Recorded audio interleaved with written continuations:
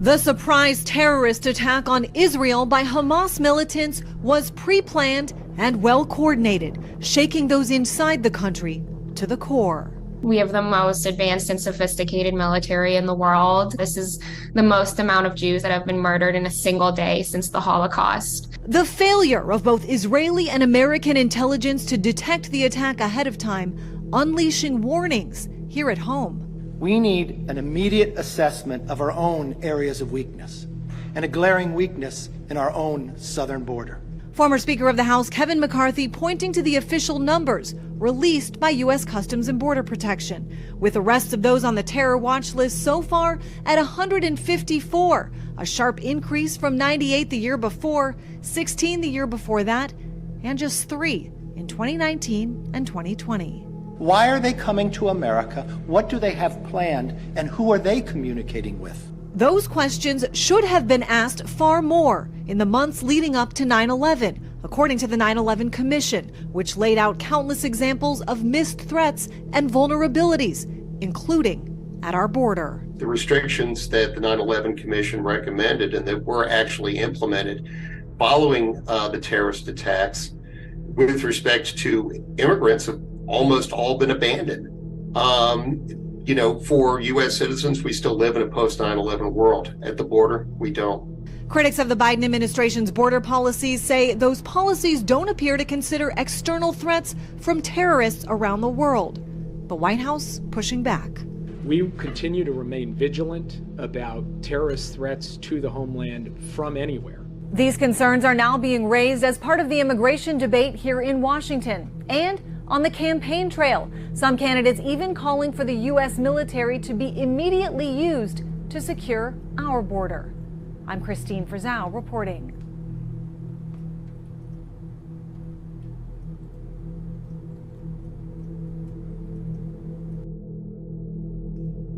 Palestinian militants from the armed group Hamas launched a surprise coordinated attack on Israel by land, sea, and air on Saturday morning.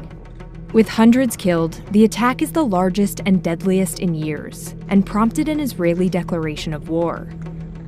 Here's how it unfolded. At around 6:30 a.m., the attack began with a barrage of rockets. Shortly after the first reports of rocket fire, Hamas fighters entered Israel near the Kerem Shalom crossing, an important checkpoint between Israel and Gaza. The video released by Hamas shows its fighters breaching the border fence and attacking the military base there.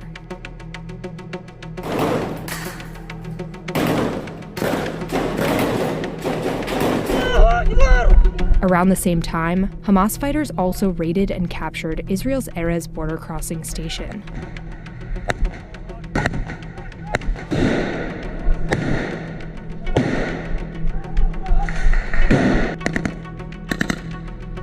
Targeting checkpoints like these enabled Hamas to neutralize clusters of Israeli forces and spread into nearby towns with less resistance. By 7:30 a.m., Israelis began seeing groups of Palestinian militants arriving in towns and cities. The incursion fanned out into 9 towns near the border with Gaza.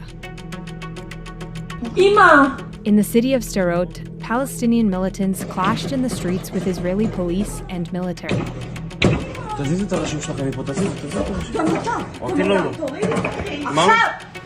By late morning, Palestinian militants began destroying sections of the border barrier.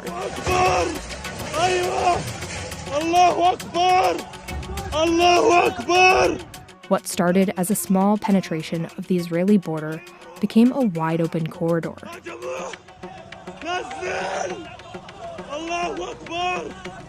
Soon, Palestinian militants began taking hostages in towns near the border with Gaza.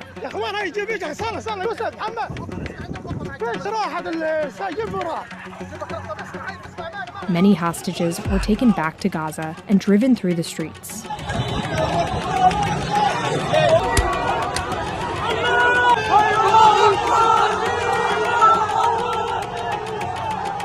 By the afternoon, at least 200 Israelis were killed and more than 1,000 injured, mainly civilians. Israeli jets launched retaliatory strikes in Gaza, killing and injuring similar numbers of Palestinians. Hamas said their attacks were only the beginning of a long war. As Israel's war with Gaza militant group Hamas spills into the fourth day, at this moment developments coming in from the war front, the death toll on the Israeli side, that's climbed to 900, while over 687 Palestinians have been killed. The Hamas militant group has now declared that it will begin executing hostages. Listen into the message that the Hamas group has released. فإنه ومن هذه الساعة From this moment we announce that for every attack towards our people who are safe in their homes, without previous warning, unfortunately, we will have to execute one of the civilian enemy captives that we have hostage. And we will be forced to broadcast this in video and audio. We announce this decision and we hold the responsibility in front of the whole world to the Zionist enemy and its leadership. They are responsible for this decision. Worrying updates coming in on the hostage situation as the militants threaten to execute captured Israelis unless the Israeli strikes on Gaza are stopped. This as mediators from Qatar are still leading negotiations with the militant group since Saturday.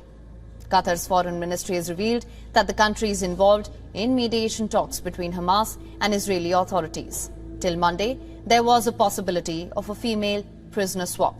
Qatar has been leading these negotiations with US involvement since Saturday last week. But what is it that Hamas wants from these negotiations? What are they looking to get in return for setting the hostages free? Several reports indicate that Hamas's first order of business at the negotiation table is securing the release of 36 Palestinian women. However, a spokesperson for the militant group has said that the objective is to secure the return of all Palestinian prisoners in Israel. Over the years, Israeli security forces have arrested and imprisoned more than 5,000 Palestinians, including women and children. Here's where the tally stands. Total number of Palestinians languishing in Israeli prisons stands at 5,200. Out of the total, 33 are women. 170 of those in jail are Palestinian children. A 2022 UN report reveals that since 1967, which is the year when Israel seized control of East Jerusalem, the Gaza Strip and West Bank, Israeli forces have arrested an estimated 1 million Palestinians. A past trend indicates that if the Palestinian prisoners are tried, they get prosecuted in Israel's military courts. And as the Israel-Hamas war rages on, nations worldwide are scrambling to find citizens who may have been killed or taken hostage when militants from Gaza surged across the Israeli border on Saturday.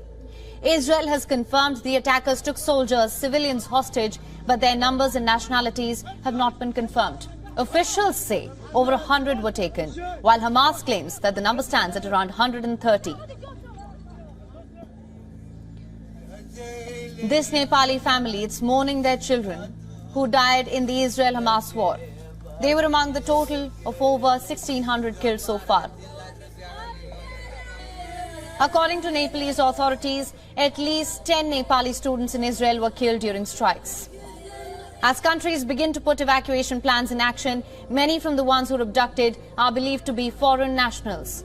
Mexico and Poland are among the first to deploy planes for evacuating its nationals from the war-torn country. Several countries, including the United States, Thailand, France, the United Kingdom and Nepal, to name a few, have confirmed deaths and the number of nationals missing. As the news of sexual and physical abuse of hostages starts coming out, Israel's options of retaliatory actions may become narrower. The hostages now only give Hamas the upper hand in negotiations, but it will now be used as bait and sacrificial objects against Israel. Since the exact location of these hostages remain unknown, this seems to be working in their favor.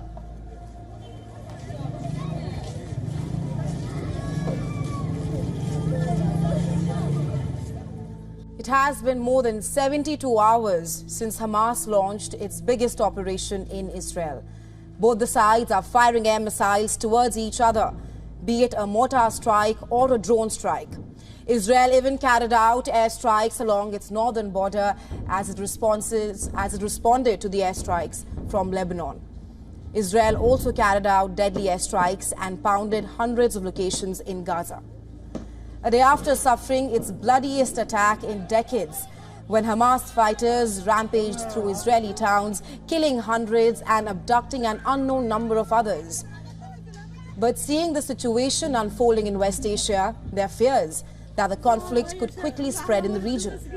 The scale of the attack has prompted fears that a wider conflict could break out between Israel and other factions opposed to it, including Lebanon's Hezbollah, an armed group backed by Iran that has previously clashed with Israel. And it's not just the fear. The Hezbollah experts have warned that the Taliban regime in Afghanistan could also join the ongoing war. Meanwhile, across West Asia, there were demonstrations in support of Hamas. While Iran and Hezbollah praised the attack, militant group Hezbollah also told Hamas that our guns and rockets are with you. On the other hand, the Western countries led by the US have denounced the attack by Hamas. While US President Joe Biden issued a blunt warning to Iran and other countries, he said that this is not a moment for any party hostile to Israel to exploit these attacks. Moreover, the war in Israel has slammed doors on the cautious US-Iran talk, while making limited headway on the key issue of Iran's nuclear program. On Thursday, the president will travel to New Delhi, India. In fact, days before the attack, U.S. National Security Advisor Jake Sullivan pulled out a long list of positive developments in West Asia, while adding that these developments are allowing the Biden administration to focus on other regions and problems as well. But less than 2 weeks later, Hamas launched its surprise attack against Israel, leaving U.S. diplomats scrambling to try and contain the outbreak of violence from spreading in the region.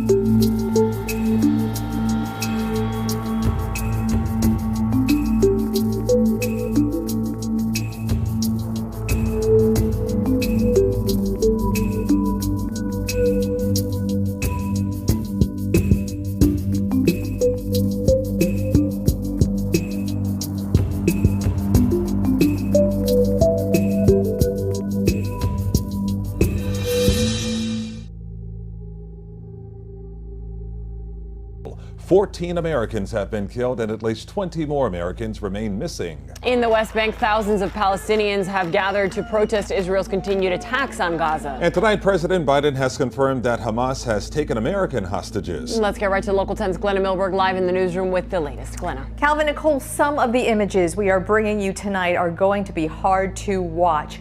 Even as the acts of war intensify, the acts of brutal terror are just being discovered. Israeli soldiers today at one of the kibbutz communities. It's something that I never saw in my life. Where rampaging terrorists unleash cruelty and carnage on families Saturday morning. Babies, their heads cut off. That's what they said. Gunned down. Families completely gunned down in their beds. You can see some of these soldiers right now comforting each other.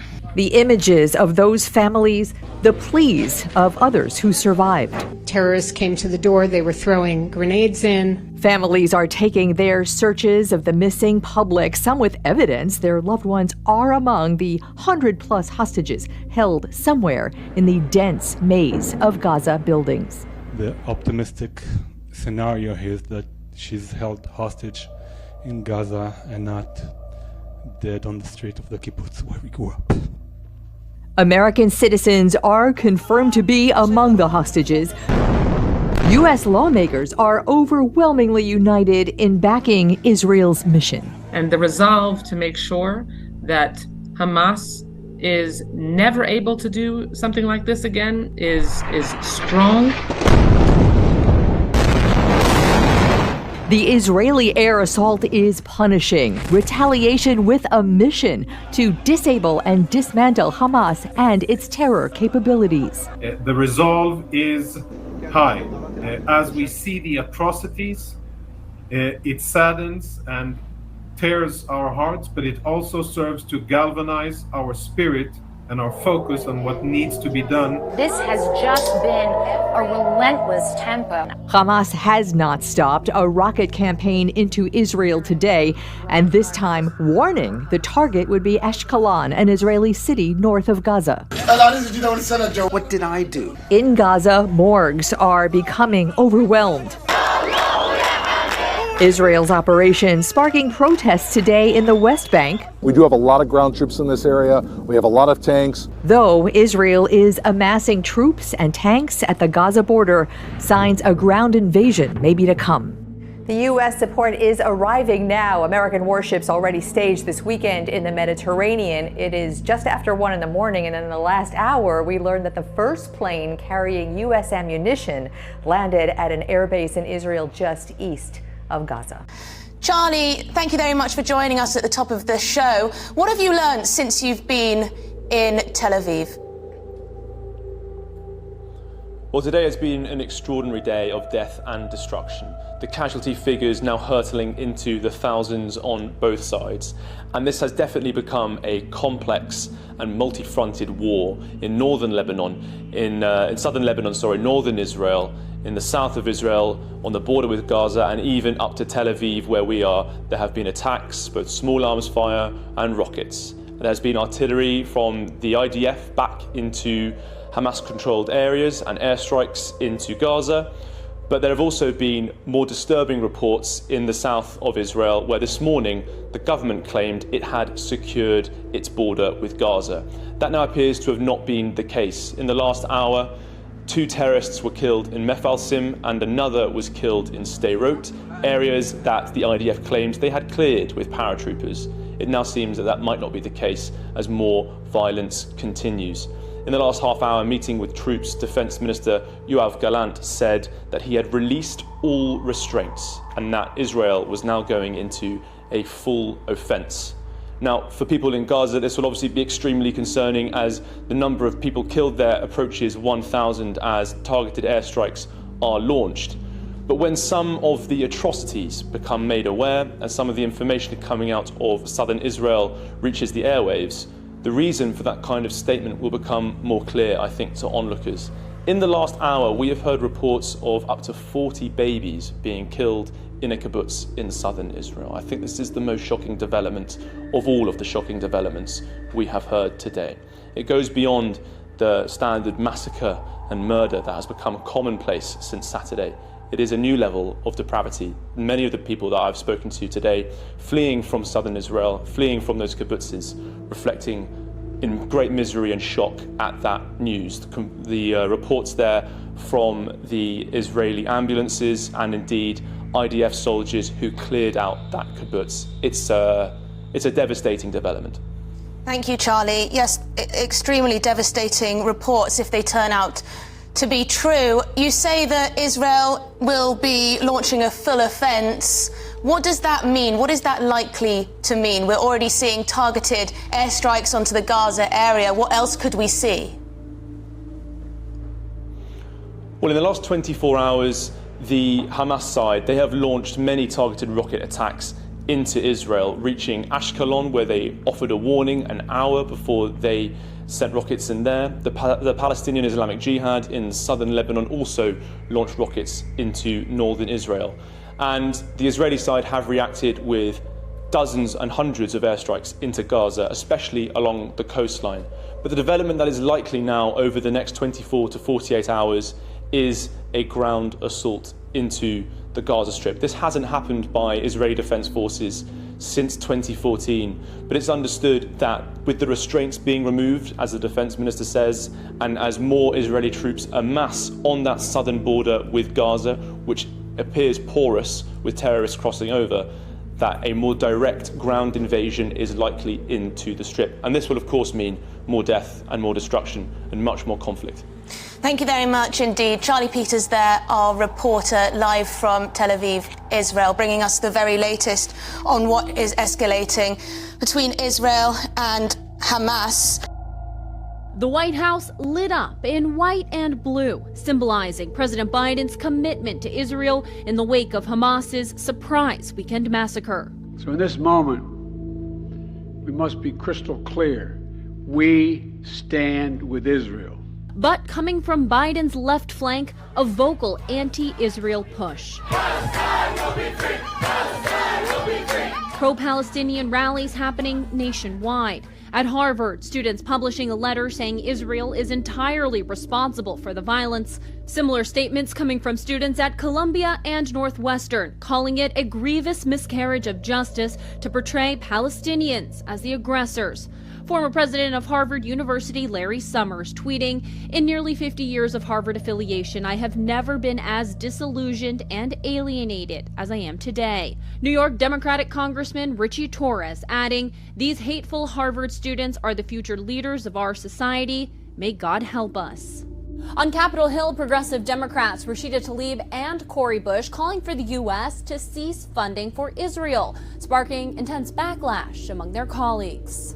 New Jersey Democrat Josh Gottheimer telling Jewish Insider, "It sickens me that while Israelis clean the blood of their family members shot in their homes, they believe Congress should strip U.S. funding to our Democratic ally." We believe they're wrong. We believe they're repugnant, and we believe they're disgraceful. There can be no equivocation about that. There are not two sides here. There are not two sides. A Palestinian flag still standing outside Rashida Tlaib's office on Tuesday. Tlaib is the daughter of Palestinian immigrants. There has been a shift within the Democrat Party towards Palestinians over Israelis. And I think that's the result of unrelenting media negativity towards Israel. A Gallup poll from March showed an 11-point increase in just the past year of sympathy for Palestinians among Democrats, marking the first time sympathy for Palestinians outweighed sympathy for Israelis on the political left. In Washington, I'm Kayla Gaskins.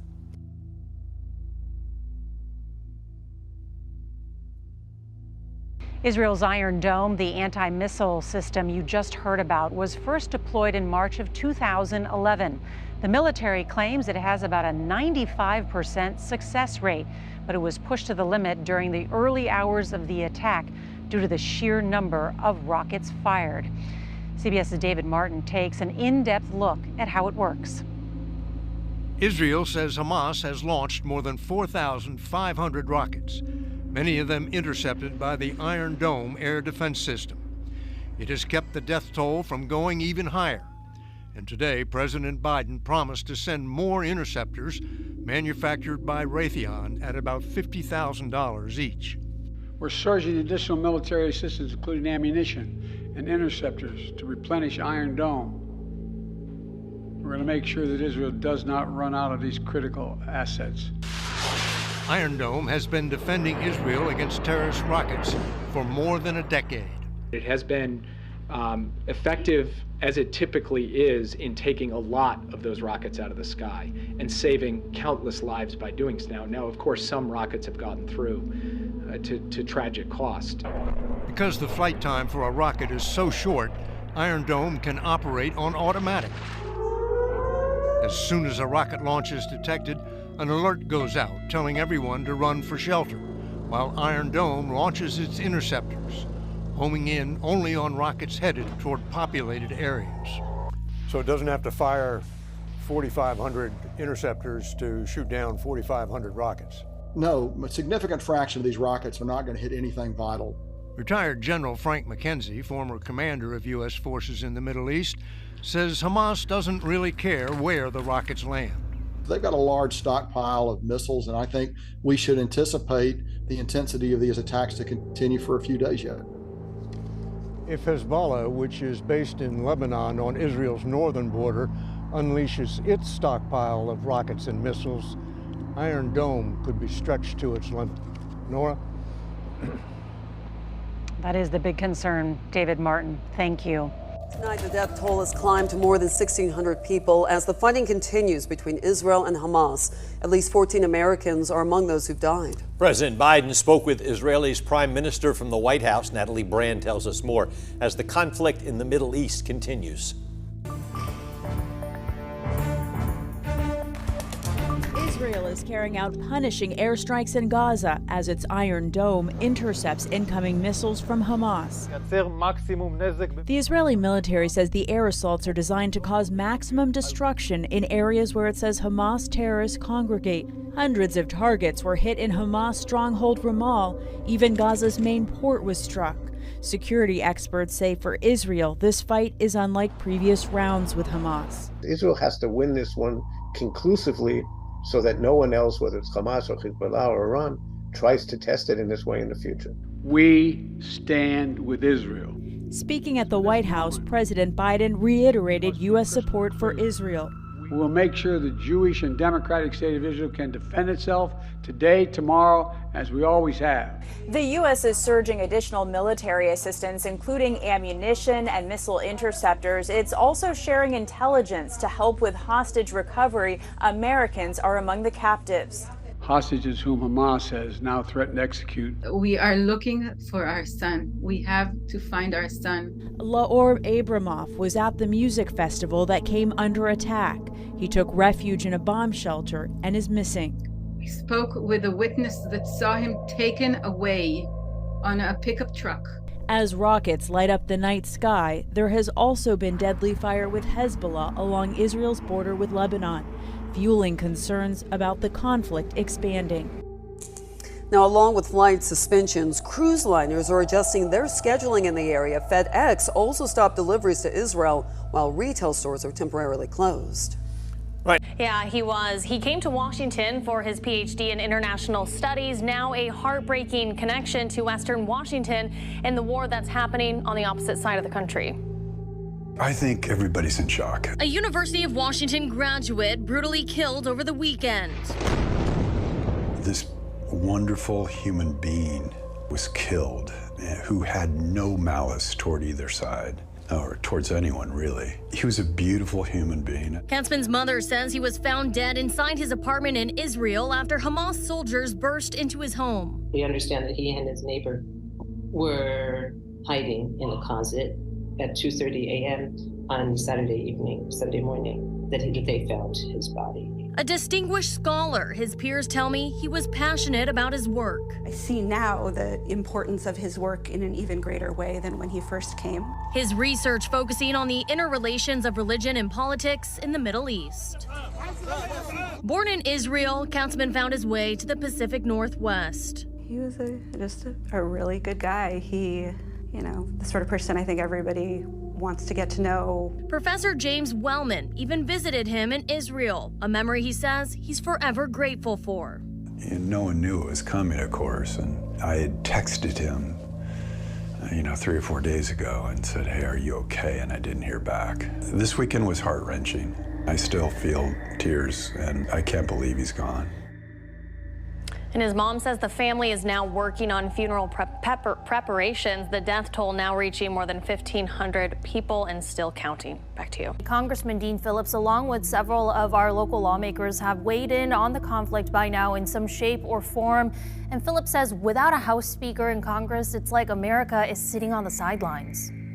When it came to a conversation about what is happening in Israel and in Gaza, Phillips said he not only condemns the attacks in Israel, but also that there is urgency in finding the next House Speaker. To be in a position where we may not be able to act to provide support to Israel is a terrible dereliction of duty. And I really hope that my colleagues offer a solution in the form of a candidate. Several other lawmakers have weighed in, DFLers and Republicans on the same page about condemning the attacks, but differing in terms of what should come next for America. Representatives Michelle Fischbach, Pete Stopper, and Tom Emmer saying America should stand by Israel as it defends itself, but Representatives Betty McCollum and Ilhan Omar saying, quote, war is not the answer. Omar urged the U.S. to use diplomatic might instead of continuing unconditional weapon sales to Israel. Both Omar and Phillips acknowledging those who have been killed on both sides. I believe two things can be true at once. One can have compassion for the Palestinians, for the suffering, especially for innocent men and women and children who are going to face tragic outcomes because of this conflict. But the other thing that is true is Hamas is sworn to the destruction of Israel. Senator Amy Klobuchar highlighting that her office is working with Minnesotans who live in Israel. Our office has received dozens of calls of people who are very frightened, either because they're looking for loved ones that they haven't been able to hear from, or they're actually over there. Israel is the only democracy in the Middle East. It is the only place where Arabs, Jews, Muslims, Christians are treated equally We have reached out to all of the mentioned Republican lawmakers for updated statements or interviews in person, but we did not hear back from them. Randy? The situation is volatile and it's changing quite quickly, but here's what we know right now. The Palestinian militant group Hamas has launched a massive, unprecedented military operation from the air. They say they fired more than 5,000 rockets and long-range missiles, some of them slamming into cities in southern Israel. And you can see thick black plumes of smoke in the air, residents trying to take shelter wherever they can. Now, from the ground, images showing dozens of heavily armed Palestinians on motorbikes and also in pickup trucks infiltrating Israeli settlements near the border, also cutting through the border fence and shooting at passers-by, killing at least 22 Israelis and injuring hundreds of others. We have been hearing disturbing reports that Hamas has taken at least 35 Israelis, including soldiers, and holding them hostage. The Israeli Prime Minister Benjamin Netanyahu telling the country that we are at war and we will win. Hamas's spokesperson calling on all Palestinians to take up arms and fight. Janae. And Lama, you have been covering this region extensively. I know you said at the top of the hour that this was likely extensively planned and could be seen as a security failure by Israel. How are people reacting there right now? Yeah, you know, Janae, people are shocked that Hamas militants who come from one of the poorest areas in the Palestinian territories, from Gaza, which has been under siege for decades, that they have been able to carry out this sort of military operation. They are shocked by its scale and also the speed at which they have infiltrated the border, going into Israeli towns. And from talking to people on the ground, Palestinians are celebrating. They feel that they are emboldened, that they've been able to attack Israel, and they feel that there is a shift here, that this is the beginning of change. They say that this is a direct result of the attacks, of the way that Palestinians have been treated, of what they describe as Israeli aggression. So after years and years of anger, that anger, they say, has now exploded. So the violence will most likely escalate. Back here at home, the White House is warning nations like Iran that are hostile to Israel not to take advantage of the situation. Let's go to ABC's Mary Alice Parks at the White House. Mary Alice, is the White House concerned that Iran or others might join the war against Israel? Well, Stephanie, we heard the president not mince words. He said that the world is watching. He warned any other actor who might exploit this moment to not do so. I am told from White House sources that that was partly because of the messages from Hamas itself today, calling on others to join in the fight. The White House felt there was an urgent need to be so forceful from the president.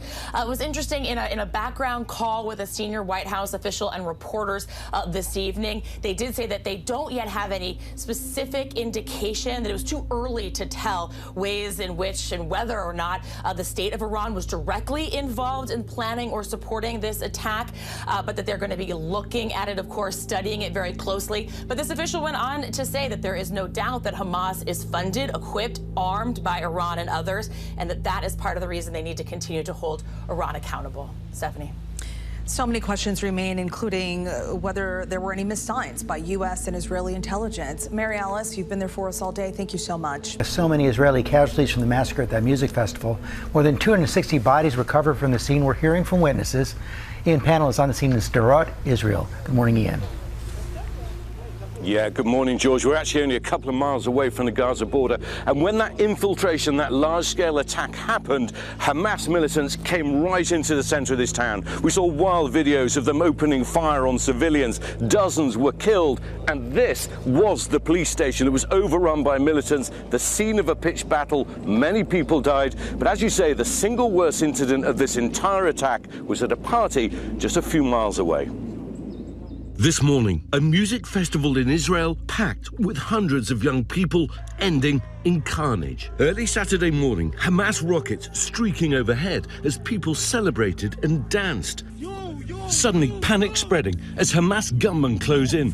Festival goers seen in videos circulating online, running for their lives, desperately fleeing for safety. All the people who got away fast were shot in their car. Noam Manket survived the attack by sprinting through an open field. So you just keep running, because you realize that if you don't keep running, then you don't go back home. With rockets exploding overhead, Noam running for miles without food or water. She still doesn't know whether some of her closest friends made it out alive. Tom and his girlfriend Mai describing the chaos and gunfire as they try to escape. Bullets is over your head. You hear the shot, like you hear the shot. You get down and keep running. More than 260 people were slaughtered by Hamas. Video posted online showing what is now a terrible crime scene. But this morning, many are still missing, including John Polin's son, Hirsch. He sent 2 brief WhatsApp messages to my wife and me. The first message said, "I love you." The second message said, "I'm sorry." Since then, we've heard nothing from him. The family of Idan Dor are in agonizing limbo, awaiting any news about their 25-year-old son. We're all here. No one can sleep. We have no information about Idan, nothing. Idan first escaped the gunfire with a friend, calling his sister in panic. When he ran and screamed that I'm running and I'm running for my life, everyone is shooting everywhere in every direction. He ran for his life as Hamas gunned people down. His family haven't heard from either of them since. Well, one of those young men that we spoke to, Tom, telling me that he's already received his call-up papers. He's heading in this direction, and we're getting every sense of this brooding battle. We hear the fighter jets, we hear the drones, we hear the explosions every few minutes, but we also see lots of military vehicles moving into this area with a real sense that this could escalate even further. DeMarco? And it is far from over, and thank you for that report. International spokesperson for the Israeli Defense Forces, Lieutenant Colonel Jonathan Conricus, joins me now for more on this. Lieutenant, thank you for joining us. How did you first learn about this attack, and what was your reaction when you did? I learned of it when rockets were fired at the place where I live in central Israel, early morning hours Saturday. And a heavy barrage of rockets, and immediately I was notified on the phone that this was a large-scale attack. Then it became apparent, it's obvious that if they're firing at Tel Aviv and central Israel, then something very big is going on. I could not imagine at that time that Hamas would have the audacity and the foolhardiness to do what they have done, to launch such an unprecedented, brutal, merciless attack on Israeli civilians, to butcher civilians in their homes as they have, and to launch an attack and cause the amount of casualties that Israel has never experienced ever in its history. It is an unprecedented attack, and it will be followed by an unprecedented Israeli response against these bloodthirsty animals that have come across from Gaza and attacked our civilians. You say unprecedented Israeli response. What do you mean by that? I mean that according to the directives given by the Israeli government, the task of the IDF in this war, and this is a war, this is not another round of fighting, this is not rockets being fired at southern or central Israel, and then some retaliations, and then some half-cooked ceasefire under Egyptian assistance. This is a totally, fundamentally different situation. And what we have been tasked to do by the Israeli government is to make sure that at the end of the fighting here, Hamas no longer possesses a military capability to threaten Israelis at all, and does not have the ability to govern the Gaza Strip.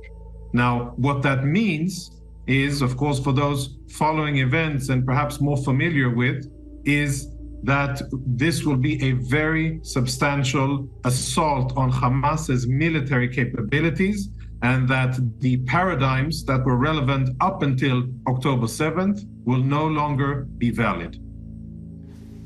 Israel is saying that at least 100 people have been taken hostage here. What more, if anything, do you know about the condition those hostages are being kept in, and how worried are you about those people? This is also an unprecedented situation. We've had Israeli civilians and military taken hostage by terrorists in the past, but never this amount, and together in different locations. So it is unprecedented. It is extremely delicate, and we are talking about people with families that are calling out for their return. You showed some of it, but I think it's worth mentioning. We're not talking about abducting Israeli soldiers from an IDF position. We're talking about that Hamas crossed into Israel, went to music festivals, went into houses, and dragged out from Israel into Gaza women, children, infants, elderly people, and even disabled people, along with younger Israelis, men and women. So it is an atrocity at a magnitude that we have never seen before. And I don't think that any country has suffered such a horrible situation. It will, of course, influence the future decisions made by the Israeli government and the military, how to deal with the situation. The only thing I know now is that there are no negotiations ongoing, and what the IDF is doing is preparing to deliver a long and sustained, extremely powerful campaign against Hamas for the atrocities that they have done. All right, IDF spokesperson Lieutenant Colonel Jonathan Conricus, thank you, sir. Thank you. The U.S. is responding to the war in the Middle East as President Biden pledges his support for Israel and warns its adversaries not to take advantage after a surprise attack by Hamas over the weekend. The U.S. is also ramping up security after the attacks. ABC News White House correspondent Karen Travers and ABC News senior investigative reporter Aaron Katersky join me now for more. Karen, an NSC official says at least 9 Americans were killed in Israel. What do we know about that? Diane, we don't know more details about who those 9 Americans are and how and where they were killed. But administration officials are warning that that number could rise as more is discovered. Deputy National Security Advisor John Feiner was on ABC's Good Morning America this morning and said that they're doing everything they can to support those families and be in touch with them and get them what they need during this difficult time. Another thing that they're very closely watching right now is whether any Americans had been kidnapped and taken into Gaza. John Feiner did not have details on that, but said it's something they're watching very closely. Aaron, what are law enforcement officials saying in terms of concerns about attacks here? They're really concerned. Law enforcement officials immediately after the war began and the attacks unfolded started deploying police officers to sensitive locations, synagogues and mosques, government and cultural institutions from both the Israeli and Palestinian sides that are in the United States, and other sites that could be considered potential targets. I was out this morning at the Israeli consulate. 2 police officers, marked patrol cars, were sitting right there in front of it, because these will be places where protesters could gather, but they could also be places where people would do harm. And there's a fear of lone actors trying to take inspiration from what they see is going on overseas, but also organized groups maybe also looking to capitalize. And Karen, the administration says it's too soon to know if Iran played a formal role in this Hamas attack. But Secretary Blinken says Hamas wouldn't be Hamas without the support it gets from Iran. So how do you go about unpacking Iran's role here, and why is that so important? Yeah, it's important to know that the White House right now is saying that it does not have direct information that shows Iranian involvement in the ordering or planning of this Hamas attack. But a senior administration official had said over the weekend to reporters, Hamas is funded, equipped, and armed by Iran. So they're also not holding back from pointing a little bit of blame in that direction, but still officially saying there is nothing right now directly indicating Iranian involvement. John Feiner, that national security advisor, did say this morning that there is broad complicity, but no direct evidence right now or direct support. And he said that's something the Israeli government continues to say, too, so signaling that the U.S. and Israel are in lockstep on how they're approaching this. But very important that they are not confirming right now that Iran was behind this, but almost saying, look, in the past, we have seen what Iran has done, given and supported for Hamas, and this is something that they have to keep exploring right now. And Aaron, a new assessment from the NYPD obtained by ABC News says the attacks against Israel will likely result in additional reciprocal acts of targeted violence and will be heavily exploited in violent extremist propaganda. What does that mean? What do you make of that? It means the images that we've all been seeing on our screens, whether the smoke rising from Gaza or the torturous aftermath of kidnappings and hostage takings in Israel, those images could inspire people who would do harm, and whether they become radicalized by them or whether they see something of themselves in them and in this fight, that's really worrying to law enforcement, because it's those lone actors that they have the most difficulty in tracking. It also means, quite frankly, that a country that was already grappling with an uptick in anti-Semitic attacks and hate crimes overall, the fear now from the NYPD assessment that we obtained is that this is only going to make that worse. Karen, the president spoke several times with Prime Minister Netanyahu. The White House also reached out to other leaders in the region. They're trying to figure out a way to contain this violence, to de-escalate this.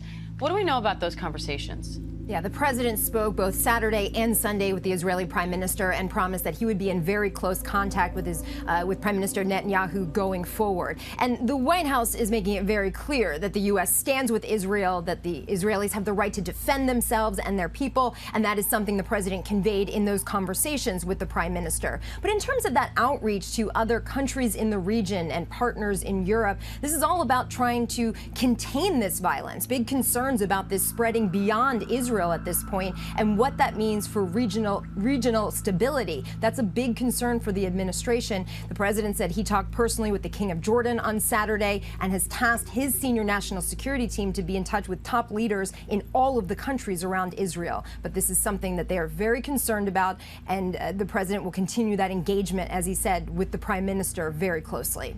All right, ABC News White House correspondent Karen Travers and ABC News senior investigative reporter Aaron Katursky, thank you both. This morning, the White House confirms Americans are likely among the hostages taken by Hamas militants. Sorry. White House spokesperson John Kirby getting emotional during an interview discussing the images coming out of Israel. There's been a lot of death and destruction in that region, but I've never seen anything like this.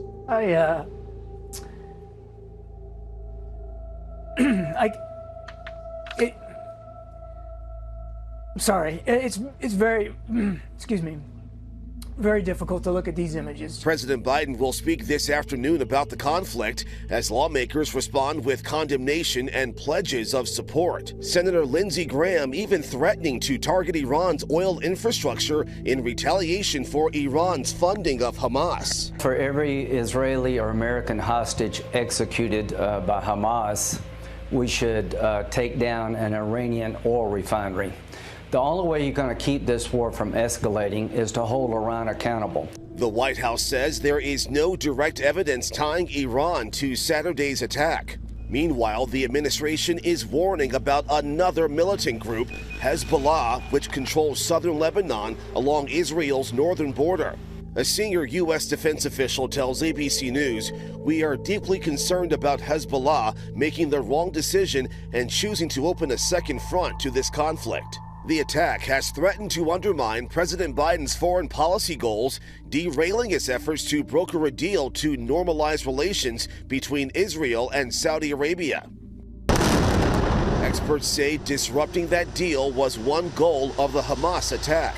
A Palestinian activist sitting down with ABC's Lindsay Davis discussing a possible path forward. I've always said, if Israel doesn't want two-state solution, does not want us to be free and end occupation, then let's live together in one democratic state with equal rights. And it comes as Republicans remain divided on who will be the next Speaker of the House, even after a 3-hour meeting last night. Without a Speaker, the House is unable to pass emergency aid for Israel. The war is prompting the largest call-up of military reserves in Israel's history. 300,000 people called into duty. Matt Gutman is live on the scene at a border town in Israel, liberated moments ago, with just a glimpse at the devastation and destruction. Good morning, Matt. Hey, good morning, Lindsay. I want you to see the scene here. This town of Kfar Gaza was just liberated this morning. We saw medics pulling bodies out of these homes. You can see everything is burned inside. There are bullet holes everywhere. The smell of death everywhere we go. This was the youth village, and you can just see and hear those explosions overhead, the bullets pocking these buildings. We are told that dozens and dozens of people were slaughtered right here. This morning, 300,000 Israeli reservists flooding the fields around Gaza. It's the largest and quickest call-up in Israel's history. Armored personnel carriers cutting through the dust to the border with Gaza, roads clogged with tank carriers, reservists huddled at gas stations. The Israeli military telling me the immediate goal to strip Hamas of military capabilities. How long is Israel willing to fight this war? As long as it takes. Officials telling me they expect high casualties on both sides and the grim task of war requiring almost all of Israel's able-bodied reservists. Even people like 𝙎𝙎𝙧𝙧𝙖𝙣, already traumatized by Saturday's coordinated attack by Hamas that left more than 900 dead. Moshe helped save 2 innocent concert-goers at that music festival massacre. It was a slaughter, just people with no ability to defend ourselves. He says his military unit has given him a couple of days to process, and then it's off to the front lines. I wait that I feel ready to go there to fight with my friends. As the troops move in, so many residents bundling up what they can and moving farther from the rockets. We saw their fiery evidence everywhere. We just arrived here. It looks like a rocket slammed into this industrial zone. It looks like warehouses, garages in there. Obviously setting fire to that warehouse. Gives you a sense of the size of that rocket. They completely obliterated that building behind me. As we tried to drive away another barrage of rockets, we dove in the dirt. The interceptions are coming out right now. There's a shelter here. An interception just over our head. And you can see those men behind me. Those are sappers. They're still working to defuse some of the booby traps, the grenades, the RPGs that have been left behind here. This is very much an ongoing situation. We heard small arms fire earlier, many explosions and rockets overhead. And this is just the beginning of what is going to be a very long and very bloody conflict here. Robin. Thinking of you, Matt, and all that are there in that region. I want to bring ABC's Inez de la Quatara in Tel Aviv for more on this. Inez, we're just learning now that Israeli Defense Forces say one of their aircraft hit and killed 2 senior Hamas leaders overnight. What's the latest on that? Hey, Diane. Yeah, I mean, the IDF strikes on Gaza continue, relentless strikes on Gaza. The IDF saying they are specifically targeting Hamas targets, Islamic Jihad targets. They say they've struck a weapons storage unit, a Hamas operational center inside a mosque. But of course, as they're doing that, they're also striking civilians. The Palestinian death toll rising. We are now at over 760 Palestinians killed and close to 4,000 injured. Hospitals have been hit. We're learning now that border crossings are also being hit. Lots of concerns for the civilian population inside of Gaza as the IDF continues to lay siege to the region. They're cutting off all fuel, food, electricity, and now water to the region. That is the first time that's happened. That is truly unprecedented. And so lots of concerns for that, what that's going to mean for the civilian population that is essentially trapped there. They cannot leave Gaza Strip. Now, and as Israeli airstrikes are targeting the Gaza-Egypt border crossing now, could that lead to a wider conflict? And what does it mean for people who can't leave? Yeah, I think that's a big concern going forward, whether this could spill over into other parts, other fronts.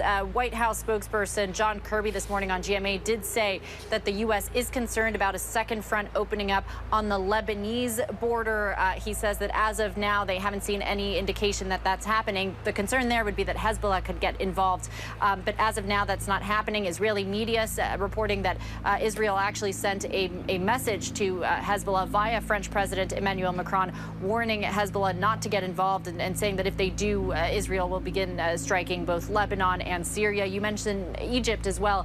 That I think Israeli-Egyptian relations are a big concern here as well. We know Egyptians were shocked with everything that is going on in Gaza. And so some concerns, yeah, that this could spill over here. We'll have to see. But again, for now, no indication that that's happening, Diane. All right, Inez de la Quatara in Tel Aviv. Thanks, Inez. Like, Gaza's worst fears at the moment is the sun setting, basically. Because once the sun sets and the night comes, things start to get, like, really aggressive. And aggressive is an understatement, to be honest.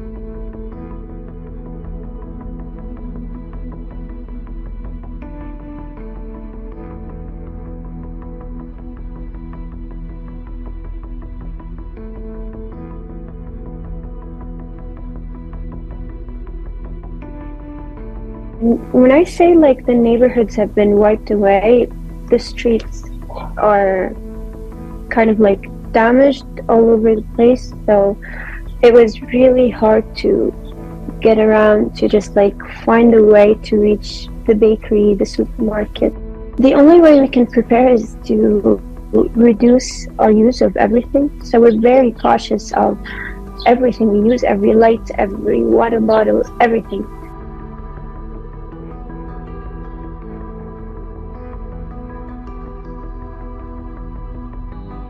What people don't know about the concept of shelters is that it doesn't really exist in Gaza. I mean, people barely have homes. So shelters, that's not an option. It doesn't exist. Like, there are no shelters in Gaza, and there are no places that are guaranteed to be safe. When it comes to food supplies, it's so hard to supply enough because electricity barely comes. We've had electricity for 3 hours now for 2 days. So, like, very few electricity hours. So we're surviving on batteries and just, I don't know how we're doing it, but like, we're trying to survive in a way or another.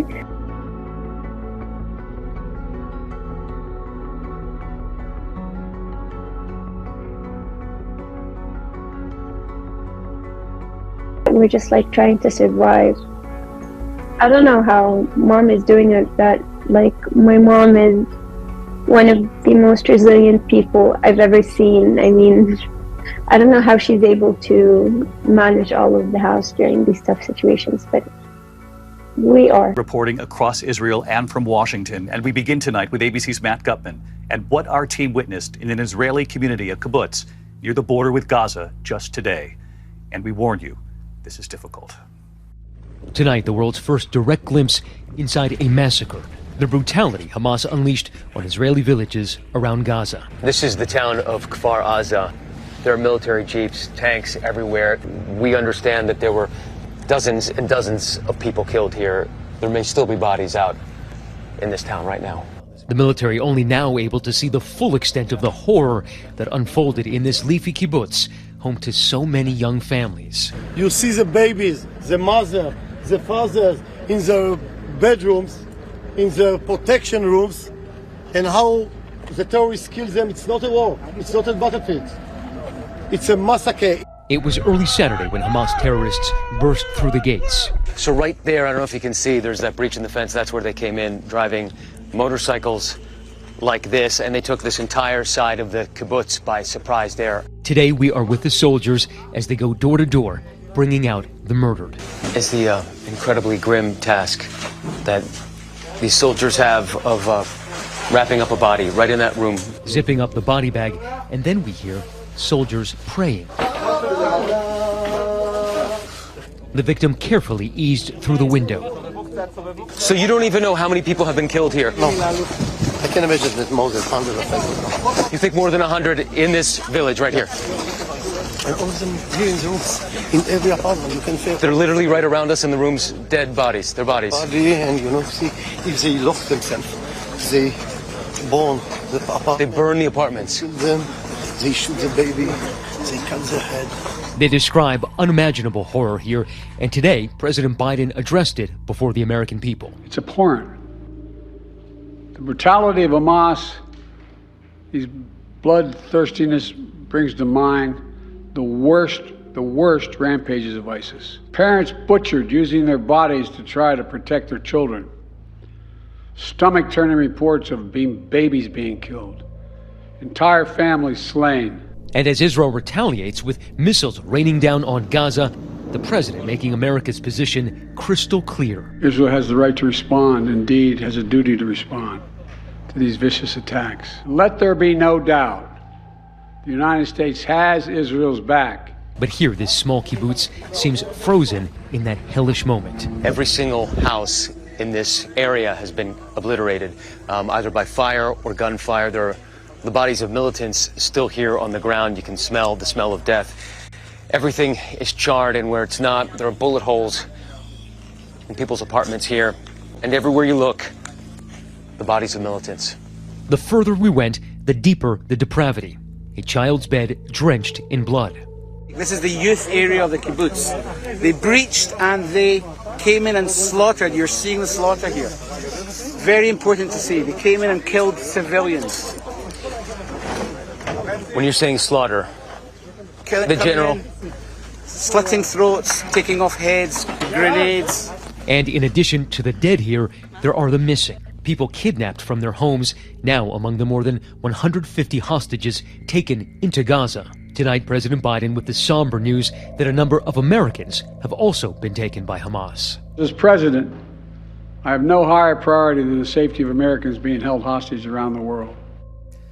Matt, just awful what you witnessed today here in Israel, and you were telling us about another story emerging in that kibbutz. You learned more about a young couple that hid their 10-month-old twins, and those babies survived because of it. The babies survived, David, but their parents were murdered in their home by Hamas. They had tried to barricade themselves inside, but they did manage to hide their children well enough that they weren't discovered until more than 10 hours later by rescuers, unharmed. David. Matt Gutman leading us off here in Israel tonight. Matt, thank you. For more on the fallout from Hamas's surprise attack on Israel, we are joined by Victoria Coates, former Deputy National Security Advisor for the Middle East and Vice President of Foreign Policy at the Heritage Foundation. Victoria, thank you so much for joining us with your insights as this is unfolding now for many, many hours. I want to get your thoughts on the sophistication, the scale of this, and how it was missed by Israel as well as the United States, which is a great partner, particularly when it comes to sharing intelligence. Your thoughts? Well, thank you, Molly. And yeah, that's really the staggering thing is the scale and the sophistication of this attack, which could only be carried out if a terrorist group like Hamas, which is a non-state actor, has a nation-state sponsor, and that sponsor is Iran. Absent Iran, there's no way they can pull this off. And so we know Iran is taking all of the money that's been flowing to it for the last 2.5 years with the permissive attitude toward its oil sales to communist China and pouring that into fueling an unprecedented terrorist operation against innocent Israeli civilians. Victoria, it's Griff Jenkins. I have a question for you because now the world is wondering who is behind this and why now? What can you tell us about that? Yeah, thanks, Griff. It's very clearly, Iran. This is Tehran lashing out at Israel, but also with a very specific purpose and at a very precise time. 50 years after the Yom Kippur War, obviously, is a momentous anniversary, but also coming on the heels of the very open declarations by both Crown Prince Mohammed bin Salman of Saudi Arabia and Prime Minister Netanyahu of Israel of how close they were getting to a truly historic peace deal to bring prosperity and security to their citizens. The Iranians hate that. That's a worst case scenario for them. So clearly they've been plotting this for some time, but when they saw an imminent deal between Saudi Arabia and Israel, they decided to pull the trigger. Victoria, I think you're raising something I've been wondering about because of how big this is, how broad, how coordinated, the swath of land that they're covering, the land incursion as well as from the air, from the sea. How long has the planning gone on for? You're talking about some of these other elements, diplomacy that are happening around the world, and perhaps, this is a longtime enemy that's always plotting to some degree and has called for the end of Israel. But how are they able to do it at this moment, as you mentioned, when these historic deals were on the cusp? I think it's because they've been fattened up with additional resources over the last couple of years. I remember in the spring of 2017, 2018 timeframe, visiting Gaza with your former colleague, Heather Nauert, when we were both in the Trump administration. And we went and saw all of the terrorist installations, the tunnels going into southern Israel from Gaza that were being uncovered and destroyed. And we had a real period of calm there for a while because Iran was being starved of resources. We had the maximum pressure campaign, the most significant economic sanctions in a generation, to keep the money out of the hands of Tehran, because when they get this money, Molly, all they do is spend it on terrorism. You can see an almost dollar-to-dollar equivalence. If you unfreeze funds, if you let them sell oil, they spend that money on violent mayhem in the region, and they spend that money on attacks on Israel. Victoria, just in the last 30 seconds we've got left, let's talk about the escalation ladder and what we're going to see. Obviously, Netanyahu's primary triage at the moment is to take back those territories and towns from this ground invasion, but then he's promising an unprecedented price Hamas will pay. What does that look like? Yeah, it has to be a full-out campaign against Hamas, as if they were a state actor in this case. And it has to be a full-out campaign against this spreading Iranian influence. The White House, through its Office of Palestinian Affairs, their first response this morning was to call for restraint. That's the last thing the Israelis need to hear. They need to hear that the United States has Israel's back and will support in every way possible what they have to do to keep their country safe. Great insight. Victoria Coates, thank you for taking time. Please come back to us if you have any more developments. We appreciate it. Let's bring in Robert Greenway, former Senior Director for Middle Eastern and North African Affairs at the National Security Council, also a principal architect of the historic Abraham Accords. He's now the President and Executive Director of the Abraham Accords Peace Institute. Thanks very much for taking the time to be with us, Robert. Are you, first of all, surprised at the strength and the ferocity of this attack? Well, it's good to be with you, John, and I appreciate the opportunity to talk with you. Condolences to those in Israel and those in the United States that are mourning the loss of loved ones. The images are really tough to watch. To answer your question, it is a surprise in one sense that this is an attack that definitely mirrors that of 9/11 for Israel. And so it's important that we show our support. On the other hand, we've been pursuing a contradictory policy, and I think that what we're witnessing now is a real decision point. We have to decide, I think, to choose who we will support in the Middle East. We can't support both Israel and Iran, and hopefully we'll make the right choice and stand with Israel in their hour of need. And I think that's the disposition of most of the American people and most policymakers and government officials. Do you think the outreach that the White House has been making to Iran with the prisoner exchange, that kind of thing, is that reflective of the kind of idea, the kind of policy that you think we should avoid? Yeah, there's no doubt, John. I think that's the way the region reads it. If you look at it from their perspective, we provided almost unlimited resources to the regime since 2021.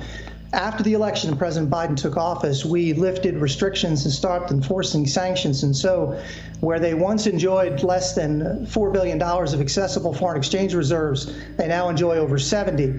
They were selling maybe 400,000 barrels a day of oil at $55 a barrel.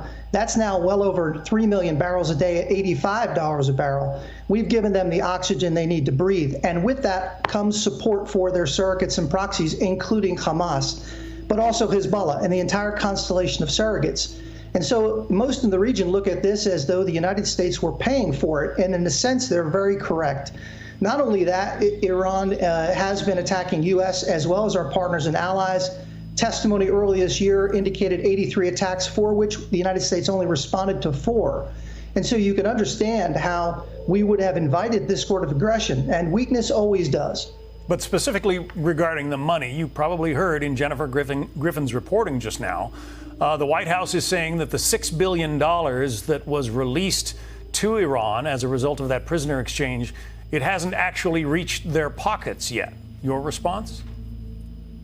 Well, 2 points. First is oil sales and lack enforcement of sanction has given Iran unprecedented amount of access to resources already by the administration's policies and the pursuit of those policies. Second, the $6 billion sitting in Doha, for all we know, is a guarantee. And once you know something is sitting in your account, it changes the way you pursue your financial engagements. They know now that they have $6 billion waiting for them that they will be able to use and offset the cost of supporting surrogates. So I don't think it's entirely accurate to state that that $6 billion is not going into the hands of terrorists. I think ultimately that is exactly where it's headed. But more importantly, that's a fraction of what we've already provided to the regime in Tehran. Very quickly, how should Israel respond?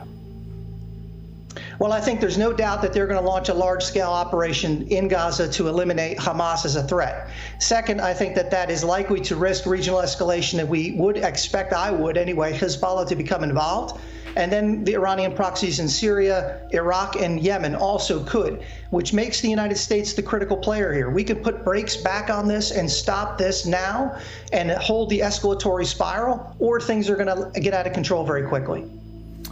Robert Greenway, let's hope we can stop it now. We appreciate your expertise. Thank you. Thank you. Fox News alert this morning: Israel is reeling as Hamas murders hundreds while abducting innocent women, children, and soldiers right off the streets. Our next guest witnessed the attacks firsthand and today will be attending the funeral of a close friend's son, an IDF soldier murdered while defending his country. Israeli tour guide Robbie Berman joins us live. Robbie, I'm so sorry for the loss of your friend's son. How's he doing today? Oh, the funeral, we haven't even had the funeral yet, so I don't know. I've not been in touch with them. And another friend in Efrat, his son was kidnapped. One of the soldiers was kidnapped. So It's really a very sad day for the whole country. Yeah. Wow. And no updates yet on the location of your other friend whose son was kidnapped? No, but I live in Tel Aviv, in the heart of Tel Aviv, and right now, as we're talking, I have a perfect view of 𝙎𝙤𝙧𝙧𝙖𝙣 Hospital, and there are military helicopters landing every few minutes, unloading the wounded and then going back out to pick them up again. So this is an ongoing thing. The terrorists have not been cleaned outside of Israel. They're still terrorists in Israel. This is a huge, not just an intelligence failure, it's a huge military and political failure, but more military. How is it possible that they were managed to kill all the people, all the outlook posts, kill the soldiers, kill them in their sleep? And there's still, as we speak now, just a few hours ago, a woman said that she received a phone call from her niece, who's 8 years old, and said she's hiding inside her kibbutz. They have killed mommy and daddy. She's hiding with her 4-year-old brother underneath the bed. They've been there for hours. No one's coming to get them. I mean, this is an ongoing failure, an ongoing tragedy. Hundreds of people have been killed. Over 100 people have been kidnapped and brought into Israel. And these are old women, young children, young people going to the music fair. This is a tragedy. I think David Friedman was correct that this is kind of a Pearl Harbor. And I feel so bad for the innocent Palestinian women and children in Gaza, but there's going to be a lot of people who are going to die. This is a war. This is war. This is a full-time war. And this was done on the anniversary of the Yom Kippur War, and it exactly was like Yom Kippur. It was a bigger scale because at least in Yom Kippur War, it was the soldiers that bore the blunt, but here it was civilians that bore the blunt, and hundreds of Israelis have been killed. It's unbelievable. It's an act of war, and things are not going to be good here in this country for many, many months to come. And I will not be surprised that if in 6 months there's a committee of an inquiry, and the prime minister and the defense minister and the head of the chief of staff and the head of the Shabak, Ronen Bar, all have to resign because it's a failure of massive proportions, intelligence, military, and political. Well, Robbie, that just breaks my heart. You just mentioned a 4-year-old and an 8-year-old hiding under a bed, looking at their parents on the floor, swimming in their own blood, saying they're not moving, they're dead, what do we do, where are the police? People have been calling the police and the police don't pick up the phone. You know why? Because the police in that area were attacked and they were killed. 30 policemen in one station were killed. This is a massive, this is an act of war of a scale that we haven't seen. In the Lebanon war that Israel had in 1983, for the whole 6 months war, only 670 soldiers, Israeli soldiers, died. We've had over 350 people die on the first day. Wow. This is huge. Robbie, stay safe. A former colleague of mine in the Trump administration is in Tel Aviv too, and he mentioned having to go up and down with his 6-year-old daughter between a bomb shelter and his residence. Absolutely tragic. It's such a tragedy because people are dying. More people are going to die. We're spending trillions of dollars on nonsense. It's not going to get us closer to peace. It's not going to get Hamas closer to what they want. The GDP plummets. I'm a tour guide. I've given back last night probably about $6,000 in deposits. People are canceling left and right. This whole thing is just awful for everybody. Robbie, and the people that died, innocent people have died. It's terrible. My heart is with Israel right now. We will be praying for you as you attend that funeral today. Thank you very much, Robbie Berman.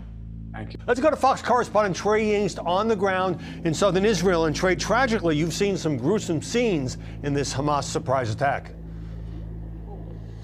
Yeah, Howie, I'm going to have my cameraman pan the camera here. We're just getting some rocket fire coming off the Gaza Strip as we talk. The scenes we have witnessed throughout the war, really just brutality against the Israeli people. It is nonstop fire from Gaza.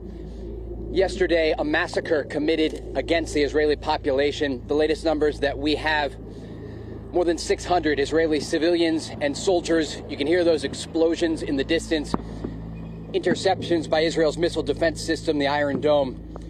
We do know that as this rocket fire from Gaza continues, we expect fire to continue from Lebanon, and it has created a difficult situation for Israeli forces as they face a multi-front conflict.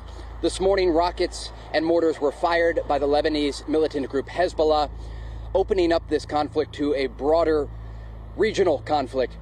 The Israeli military says they will do everything possible to get their civilians back, but we do know more than 100 Israeli civilians and soldiers are currently taken prisoner of war inside the Gaza Strip, taken yesterday by those Palestinian militants. Hey everyone, I'm Emily Campagno. Catch me and my co-hosts Harris Faulkner and Kaylee McEnany on Outnumbered every weekday at 12 p.m. Eastern, or set your DVR. Also, don't forget to subscribe to the Fox News YouTube page for daily highlights. Where we're joined by 𝙎𝙤𝙧𝙖𝙣𝙬, who serves as Israel's ambassador to the UN, here on the couch with us in New York. Happy to have you with us this morning. Obviously, our thoughts, our prayers with your entire nation. What can you tell us this morning is the latest of what's happening in Israel? Thank you for having me. These are devastating days for all Israelis. And as you showed your viewers, the numbers are unfathomable. I mean, we experienced an unprecedented attack during our Jewish holidays, on the Jewish Sabbath. I mean, hundreds of Israeli civilians were butchered in the streets. Grandparents and the elderly were taken, dragged from their homes into Gaza. Mothers with their babies, sometimes only the babies, were taken hostage. It's really unfathomable. And 600, I hope everyone understands, 600 fatalities in Israel proportionally is like having here 20,000 American fatalities. 20,000 people who are being butchered, massacred by these savage terrorists. It's our 9/11. We should all understand it. It's our 9/11, and from today on, things will never be in Israel as they were. But we are strong. We are a resilient people. We've gone through hardships, and we will win also this war. We will prevail. You know, Ambassador, you just put that into a really interesting perspective. So the equivalent of 20,000 Americans, your 9/11, you know, we fought back after our 9/11. What do you think when you hear a Democratic congressman in this country, 𝙬𝙀 Omar, say, you know, it's time for a ceasefire?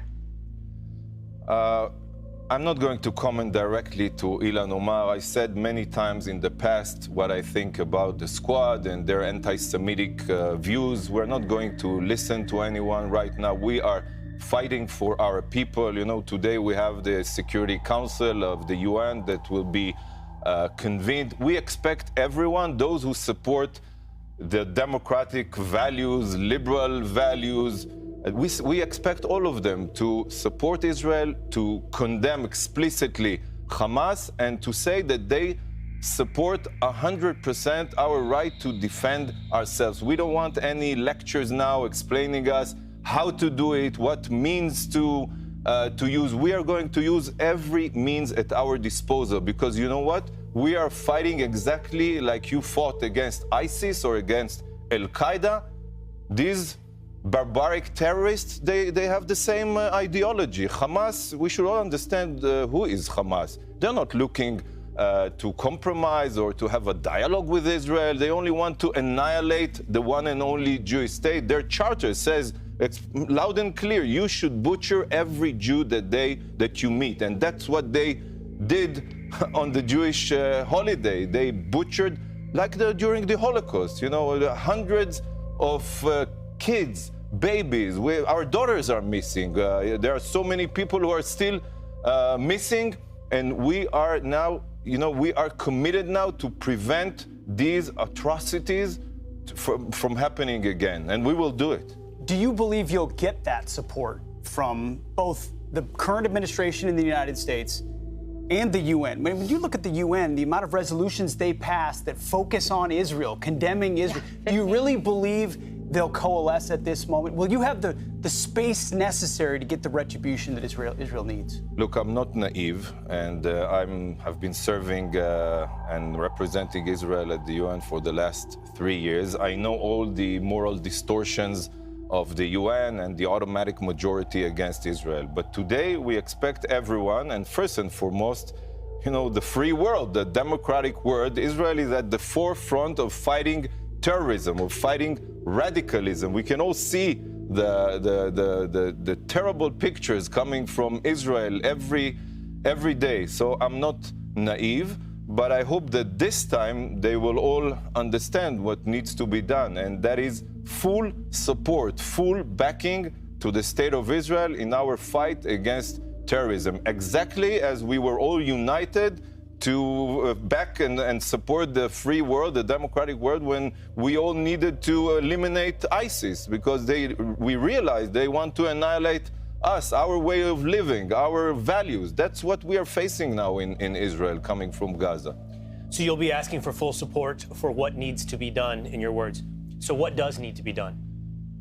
It's a very tough and hard question, because obviously I cannot share our military's plan on TV. We don't want them to be prepared. But as you said, and I believe everyone understands, that we don't want to hear these calls to restraint, for calm of both sides. We keep hearing these, and it's coming basically from the UN and the UN's leadership, these immoral equation between the barbaric terrorists, those who attacked us, and Israel, the democratic, the only democracy, liberal democracy in the Middle East that is defending its civilians from these barbaric terrorists. We don't want to hear these calls. We're not going to listen to them. We're going to use every means at our disposal in order to fully obliterate the terrorist infrastructure of Hamas. And this time it must happen, because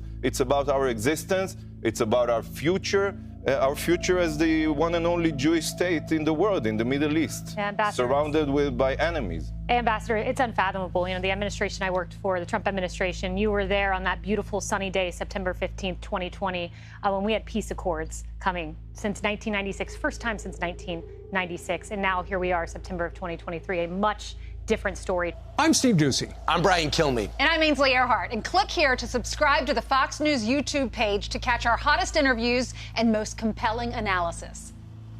And we do have breaking news for you. A U.S. military official telling Fox News the U.S. is moving Navy ships and military aircraft closer to Israel. Again, a U.S. military official telling Fox News the U.S. is moving Navy ships and military aircraft closer to Israel. This is as we continue to follow what some in Israel are calling their 9/11. So far, at least 600 reportedly killed in yesterday's savage attacks by Hamas terrorists. And we are learning more about the U.S. military, again, what they're doing in response. We have Lucas Tomlinson. He is live at the White House. And as soon as Lucas is ready to get in front of the camera, we'll take you there. Lucas, what more can you tell us? I want to ask you, what is this signal and where were these Navy ships stationed?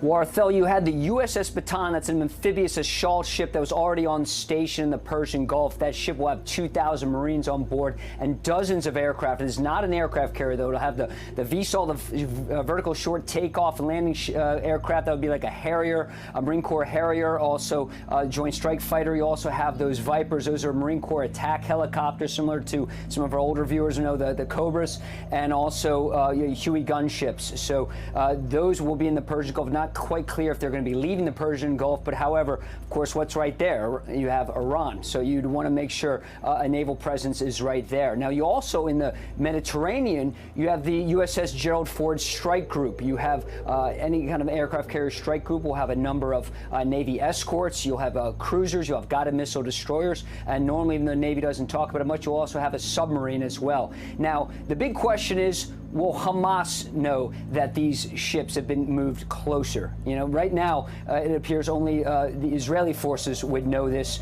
and also, of course, through the press reports. But, you know, how close are those going to get? Of course, territorial waters extends 12 miles offshore. It's not likely you're going to have a U.S. warship on the horizon, Arthel. So this appears to be a very symbolic move.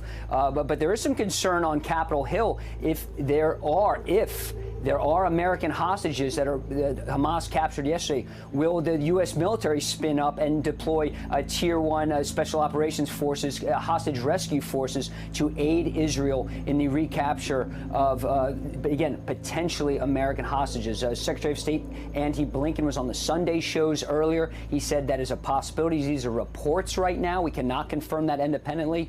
They're running this down. Did Hamas also capture American citizens?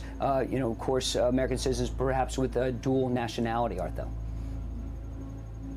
Yeah, and we're looking live here. It's 7:56 p.m. local time in Gaza. Explosion is still happening. This war is red hot, Lucas. You said this is symbolic. We will see how the follow-through unfolds. Thank you very much, Lucas Tomlinson. And first to 𝙎𝙤𝙧𝙖𝙣, live on the ground in southern Israel. Trey, I've been watching you reporting all weekend. You're doing an amazing job. It was highly suspected that Iran was behind this. If this Wall Street Journal report is true, that the Iranian Revolutionary Guard Corps was the mastermind behind this, that's a whole new ballgame. John, that's exactly right. It raises brand new questions about how exactly the Israeli military will respond. There were suspicions that Iran was involved in the coordination of this widespread attack. There were just too many elements that went right for the Palestinian militants entering Israel and slaughtering these innocent civilians. At this hour, we have more breaking news. It appears Hamas militants have re-entered the southern city of 𝙎𝙤 and are engaging Israeli troops there. We were inside 𝙎𝙤 earlier today, where we saw what was left from the carnage. This weekend, blood in the streets, windshields strewn with bullet holes, and Hamas leaving behind the equipment that they brought into Israel. Here in the town of 𝙎𝙤, you can see one of the pickup trucks used by Hamas fighters to infiltrate into southern Israel. In the back, the gear that they brought with them. You can even see some of the clothes that they were wearing at the time. These militants massacred many civilians in 𝙎𝙤. Some were taken hostage and are now prisoners of war inside the Gaza Strip. Tonight in 𝙎𝙤𝙧𝙖𝙣, there are airstrikes. This is a neighborhood in the eastern part of the Gaza Strip. Hamas says more than 150 Israeli strikes have targeted this militant area. It's important to note many of the civilians have moved inside Gaza and are staying in a variety of UN schools after receiving a warning by the Israeli military to get out and get out quickly. Throughout the day, we have seen hundreds of tanks, APCs, and other vehicles headed toward the Gaza border. Thousands of Israeli troops. They look prepared for the battle ahead. It will be a very difficult fight, a very bloody fight, but after the massacre that took place this weekend, more than 700 Israeli civilians and soldiers killed and dozens taken hostage, made prisoners of war in Gaza, these soldiers say they are ready for the fight. John. A lot more to come on this. 𝙎𝙤𝙧𝙖𝙣 for us. Trey, thanks. This morning, an Israeli ground invasion of Gaza appears imminent as the new war in the Middle East rages for a fourth day. They're gearing up and they are preparing to execute their missions. Israel now calling up a record 300,000 military reservists to respond to Saturday's surprise attack by Hamas. A spokesperson for Israeli forces tells ABC's Matt Gutman the next phase includes stripping Hamas of its military capabilities. So it sounds like to fight them, you have to get boots on the ground in Gaza, which will create casualties on the Israeli side. We are definitely looking at difficult and hard tasks ahead of us. The entire world is watching, and if Hamas is able to get away with murdering 900 Israelis and to see the light of another day, that isn't the message that we can afford. An estimated 1,000 Hamas militants crossed the border into Israel, killing hundreds of people, including at least 11 Americans. Disturbing new video shows the deadly ambush of a driver fleeing a music festival under attack. Other videos show Hamas militants taking an unknown number of people hostage, driving them back to Gaza. The strip of land controlled by Hamas is home to more than 2 million Palestinians, one of the most densely populated areas on the planet. A Hamas spokesperson is now warning the group will kill one hostage for every Israeli airstrike on a civilian target in Gaza. After destroying hundreds of buildings, Israel has sealed Gaza off from food, fuel, and other supplies. Every single thing we eat or drink or consume in terms of medicines or food or drink is strictly controlled by the Israeli military. We have no control over that. So as a result of their stringent control of Gaza, life has become literally unbearable. Jason Shawa, a Palestinian living in Gaza, says they have nowhere to go. It is totally walled off by Israel. In Israel, long lines are forming at grocery stores amid concern about shortages and people living in fear as Hamas continues to hit Israeli cities and civilian areas. Just hearing a sound of, we just had the air raid siren. There you go, you can hear the sound of an explosion overhead. I can see some smoke up there. Sounds like the noise of an intercept, perhaps from the Israeli Iron Dome defense system. But this morning, new hope for a possible way forward. Reuters reports the Gulf nation of Qatar is in talks with both sides to potentially swap Israeli hostages held by Hamas for the release of Palestinian women and children currently held in Israeli prisons. As for the intelligence failure before Saturday's attack, Prime Minister Netanyahu denied a report that Egypt warned Israel about the attack.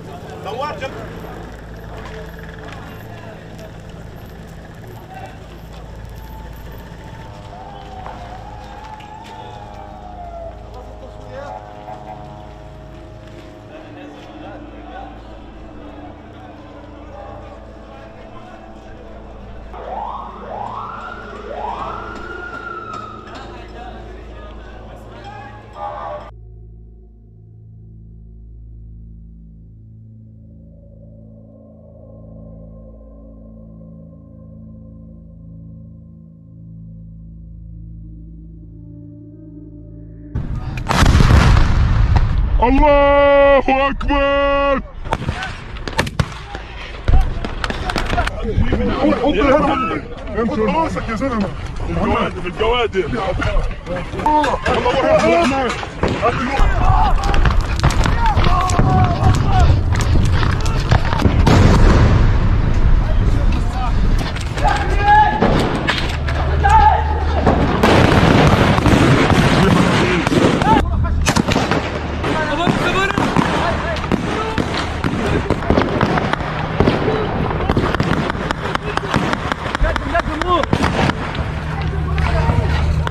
هاي جباتهم جباتهم الهما.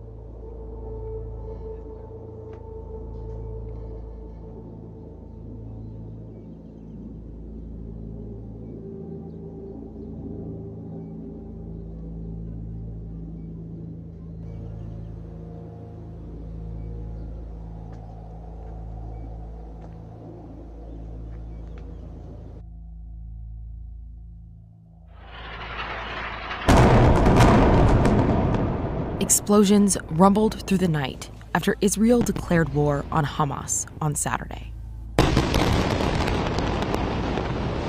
Hamas, a militant group from Gaza, coordinated an unprecedented attack early Saturday on Israel by land, air, and sea, shocking the country and the world. מה שקרה היום לא נראה בישראל. ואני אדאג שזה לא יקרה יותר. נכה בהם עד חורמה, וננקום בעוצמה על היום השחור הזה שהם עוללו למדינת ישראל ולאזרחיה. And a senior official in Hamas said Saturday's attacks are only the beginning of the conflict. The country right now is just going into fight mode, survival mode. Though Israel and Hamas have been entangled in a decades-long conflict in Gaza, here's why this attack is different and what it could mean for Israelis and Palestinians. This has never happened. Israel has fought many wars against its Arab neighbors, but it has never experienced anything like this, where Palestinians have actually come into Israel proper and committed such widespread attacks. Hamas says it is dedicated to building an independent Palestinian state. The group controls the Gaza Strip, a densely populated Palestinian enclave that, for years, has been under Israeli blockade. The last major conflict between Hamas and Israel was in 2021, in which more than 250 people in Gaza and 14 in Israel were killed. The attacks only stopped after 11 days, when Egypt brokered a ceasefire. Is most interesting is that in recent months, I would say that Israel has actually described Hamas as being somewhat more reasonable and more of a partner than some other elements within Palestinian society. And so it seems that whatever message they were sending to the Israelis, it was very clearly deception. Saturday's attack holds deep significance for Israel, as the country has just marked 50 years after the Yom Kippur War. It was October 6th, which is an attack that was launched against Israel by Syria, Egypt, and several other Arab countries, and in which Israel was completely unprepared, had a very similar experience. They were caught off guard. Though caught by surprise, Israeli soldiers fought Saturday evening to regain control and expel militants from local towns and villages. החמאס פתח במלחמה אכזרית ומרושעת. אנחנו ננצח במלחמה הזאת. אבל המחיר כבד מנשוא. Rockets fired from Gaza lit up the sky Saturday night. Israeli forces used their Iron Dome air defense to intercept and destroy the rockets. The death toll from the initial attack remains unclear, as Israel scrambles to assess the situation. The UN said at least 20,000 people in Gaza have been displaced from their homes as of Saturday. Just considering the fact that something like this is completely unprecedented, I would expect them to use all their resources, ground, air, and it's going to be devastating for the people of Gaza. I don't see any other way that this could possibly go. There's going to be a lot of lost lives all across the board.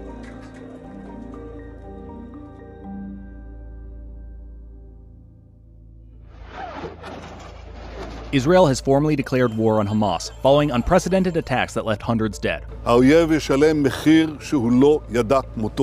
Hamas is a Palestinian political and militant group that emerged in 1987 during an uprising against Israeli rule. It was founded as an offshoot of the Muslim Brotherhood and seeks to establish an independent Islamic state in what is now Israel.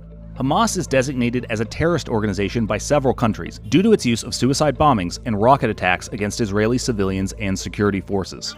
In recent years, the group has also become active in politics, notably winning the 2006 Palestinian legislative elections and subsequently taking control of the Gaza Strip, an area roughly the size of Washington, D.C., where they have acted as the governing authority ever since. Hamas is known to be funded by groups from around the world, including Iran. However, despite speculation that an order from the U.S. government to unfreeze $6 billion in assets as part of a prisoner exchange with Iran may have indirectly aided the latest attack, Qatar, the country that brokered that deal, has confirmed those funds were not dispersed and remained unconnected to Hamas.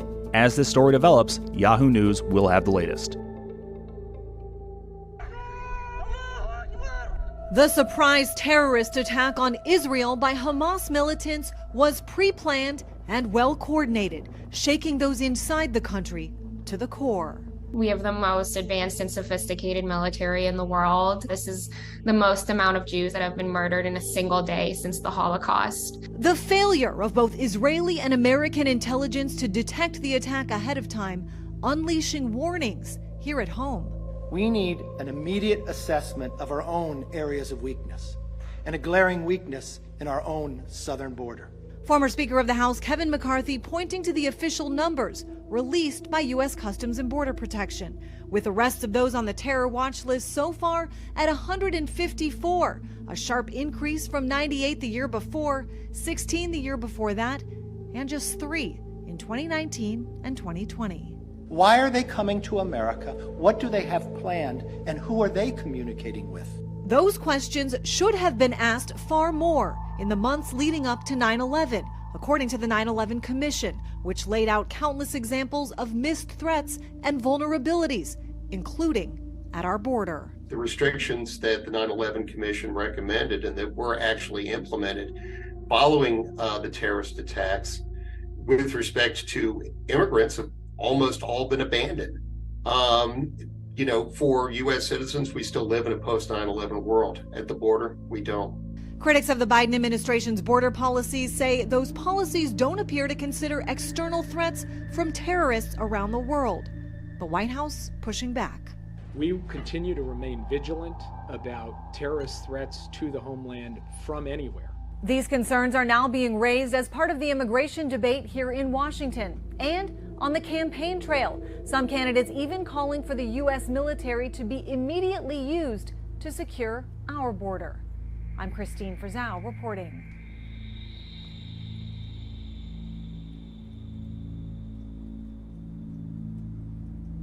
Benjamin Netanyahu, who's Israel's longest ever reigning prime minister, came back to power at the very end of last year, at the very end of December last year, and he put together a governing coalition that is constituted of very far-right nationalist parties and Orthodox parties, Jewish Orthodox parties, making that I think you can say that is like the most, some would say the most right-leaning government Israel has ever had. Some would say it is the most extreme government that Israel has ever had, and on that backdrop, right after the government was formed, Justice Minister Yariv Levin, who was a member of Benjamin Netanyahu's party, the Likud, came out and put out an announcement that he's initiating a judicial overhaul, which was basically meant to weaken the power of courts, mainly the Supreme Court, Israel's Supreme Court.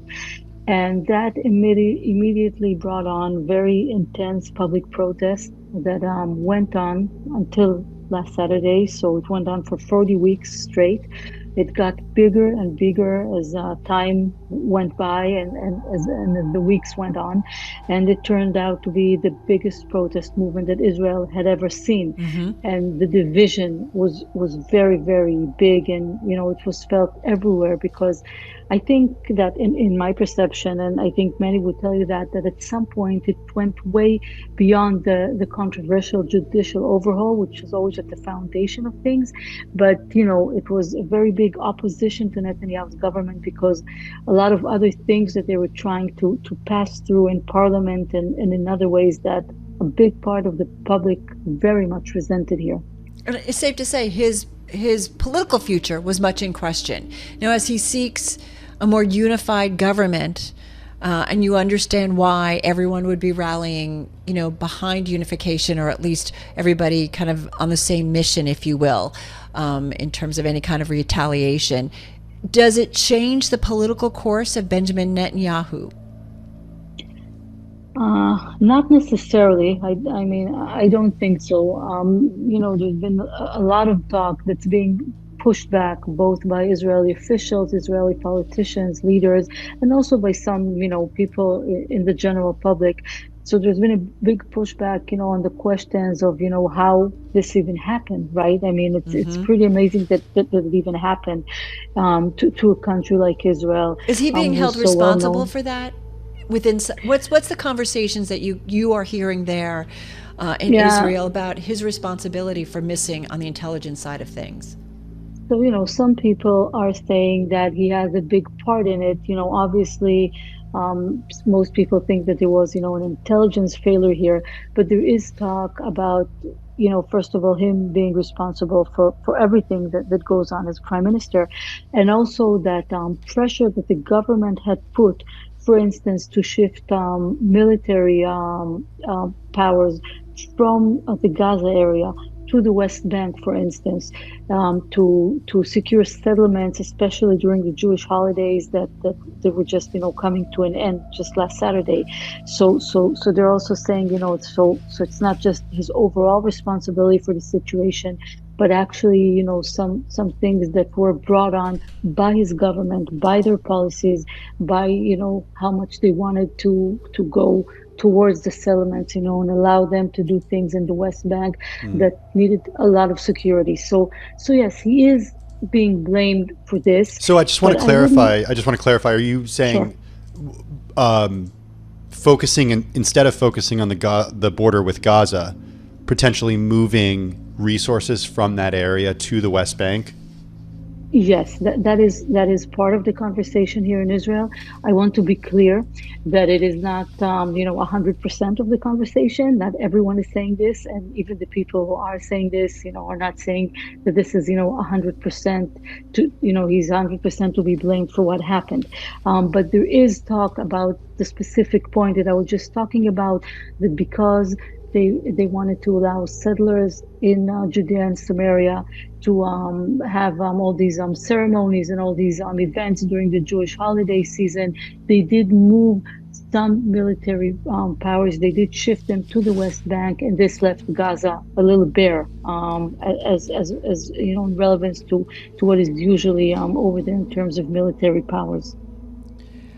Just got about a minute or so left, 45 seconds. Galit, I can't even imagine, to be in your shoes. What are you thinking at this point as you look out towards the rest of the week?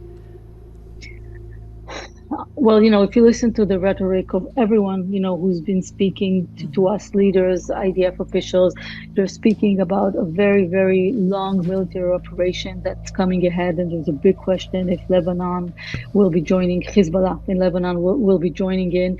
And this is causing a lot of concern. I'm speaking now, of the civilians, of the general public in Israel, because, when there is a war in Israel, then the public is targeted by missiles. And when you look at Hezbollah, they're a much bigger threat in that sense than Hamas. People are concerned, and it's pretty clear that we're looking at something that's going to be very long, ongoing, weeks, maybe months, and we have to see how it plays out.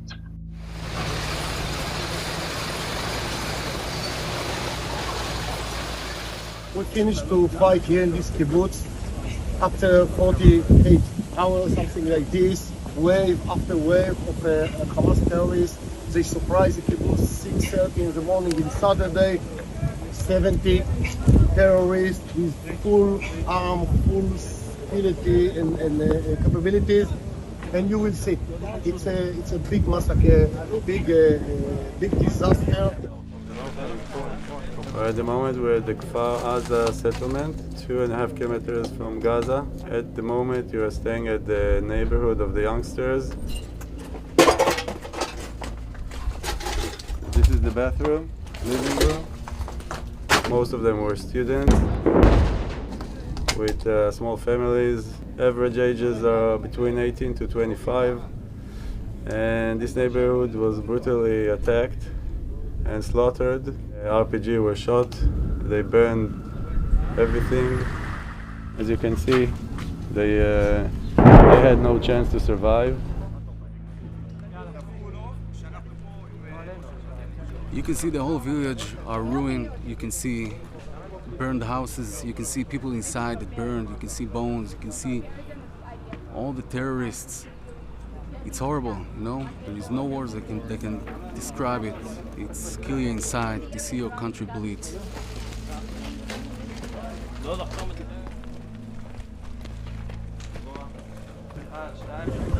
Never. 40 years of service and so many difficult and hard you never saw something like this. We don't want, but if we have, we will fight. We will win.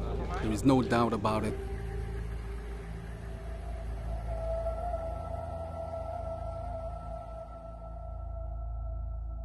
accounts. New into NBC Tonight, a research group uncovering a network of dozens of accounts on X, formerly known as Twitter, spreading what's believed to be coordinated posts with disinformation about the war. Posts and videos that have been viewed millions of times. X started suspending some of the accounts after they were contacted by NBC News, but didn't otherwise have any comment. It's something we've seen a lot of over the past few days. Take this video saying Hamas militants started a new airstrike on Israel. You see that? That video. That is actually from a video game. That's not even real. You see the exact same video posted to YouTube here. Then there was this post claiming Israel bombed and destroyed an old Greek Orthodox church in Gaza. It has something like 3 million views. But the church itself said it hasn't been touched, that any other news is false. All of these posts now have disclaimers on the bottom if you go to X and look at the post, but they're not taken down. And some of them are posted from verified users, making it harder for people to know what's real. NBC News tech correspondent Jake Ward is joining us now. And Jake, these are just a couple of examples of this. These posts containing misinformation, disinformation, very difficult, especially at a moment like this when people are, frankly, desperate for information, turning to social media platforms. It is not a clear-cut picture. It is not a clear-cut picture, Hallie. The past few days have just been this vivid lesson in the fact that you literally cannot trust what social media feeds you these days. And even more difficult is the surprise turn of events, which means that legitimate sources of information are slow to react because they were taken just as surprised as so many people were across Israel. So a very, very difficult moment. But as you say, there's just this proliferation of misleading content. And when it's not just made up, as in the case of the video game clip you're shown there, you know, it's out of context or out of time. This video of an attack by Israeli forces on Gaza is in fact what it purports to be, but it's from May, not from this current set of attacks. And so you have things out of time like that. Not only that, you have whole presidential proclamations being concocted out of thin air. This, there's a piece of Biden-looking, legitimate-looking Biden information that purports to say that $8 billion will be set aside for Israel. It's in fact a doctored copy of what you see there on the right, which is the $400 million that Biden put toward Ukrainian aid. You know, this is the kind of stuff that is coming fast and furious right now. And it's happening, of course, because social media is cutting back on the people who try to patrol this stuff. I mean, X, as you mentioned, is really the locus of so much of this stuff because they have cut back so many of their teams. Their elections integrity team, their trust and safety teams, all of those have been scaled back. X has had no comment for us on this, but they have been cutting back, we know from many reports and many sources. And that's also true across social media. You have Twitter, you have Meta, you have all these different companies cutting back on the very people that we trust to try and keep this stuff as reliable as possible, and that has just made the fog of war all that much deeper right now, Hallie. You talk about the issue specifically as it relates to X, of course, old Twitter, basically. The EU, I mean, has put out this notice basically for Elon Musk to come and respond to X's role in the spread of some of this content, of this disinformation over there.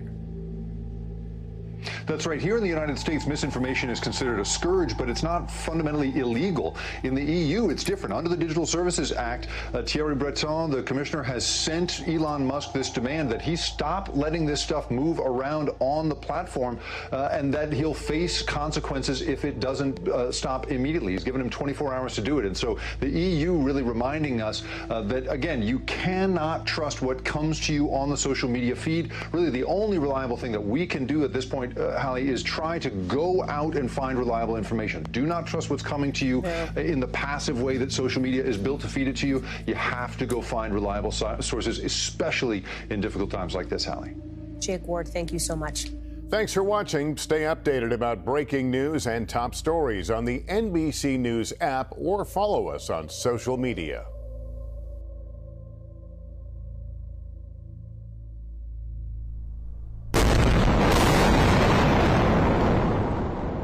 Israel is preparing for what could be an extended ground assault in the Gaza Strip against Hamas, a militant group that launched a surprise attack on the country over the weekend.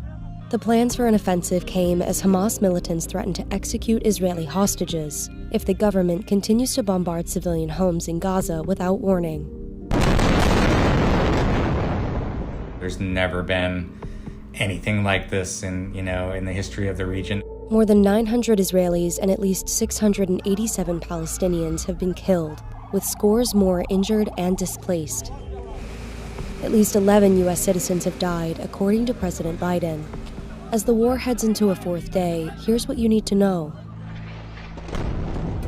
Israeli Prime Minister Benjamin Netanyahu said the country was preparing for a mass offensive against Hamas. Dozens of tanks and hundreds of Israeli soldiers fanned out along the Gaza Strip border Monday. בסיומה של המערכה, כל אויבינו ידעו שזאת הייתה טעות איומה לתקוף את ישראל. מה שנעשה לאויבינו בימים הקרובים יהדהד אצלם לדורות. Parts of Gaza were largely reduced to rubble after Israel launched at least 130 airstrikes on Monday, some landing in the heart of Gaza City. The strikes came as Israeli officials called for a total siege on the Gaza Strip, which would cut off food, fuel, and electricity to more than 2 million Palestinians living in the enclave.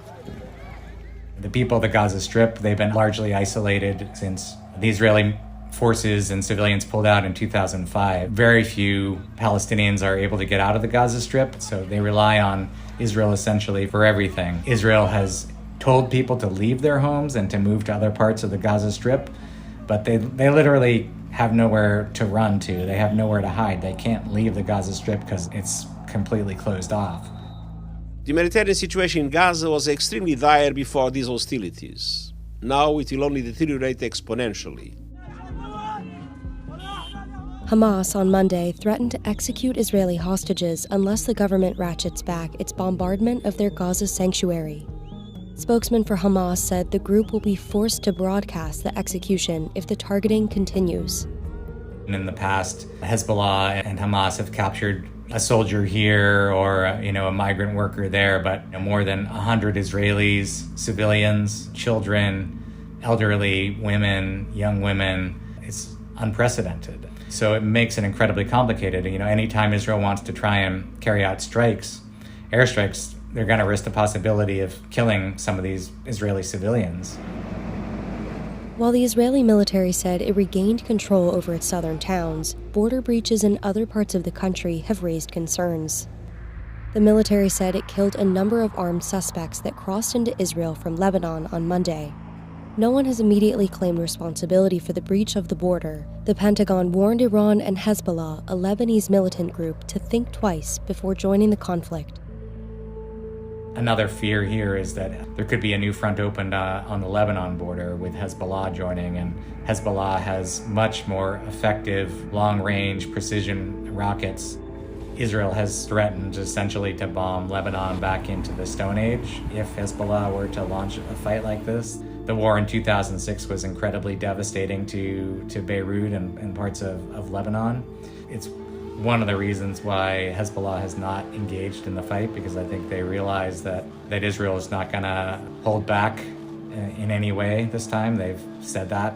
But if they're fighting two fronts, it's incredibly difficult to know how it's going to end.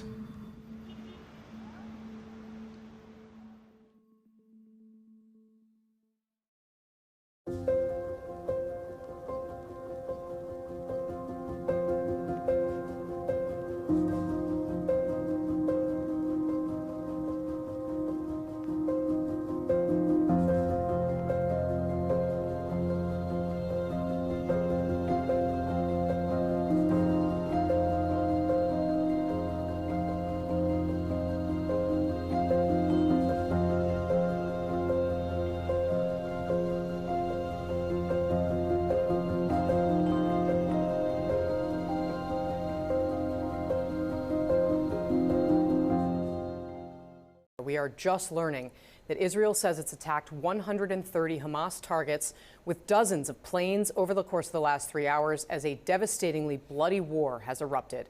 The Israeli defense minister says he's given the order to begin a, quote, complete siege 3 days after Hamas launched an attack by land, air, and sea. Major blasts rocked Gaza just minutes ago.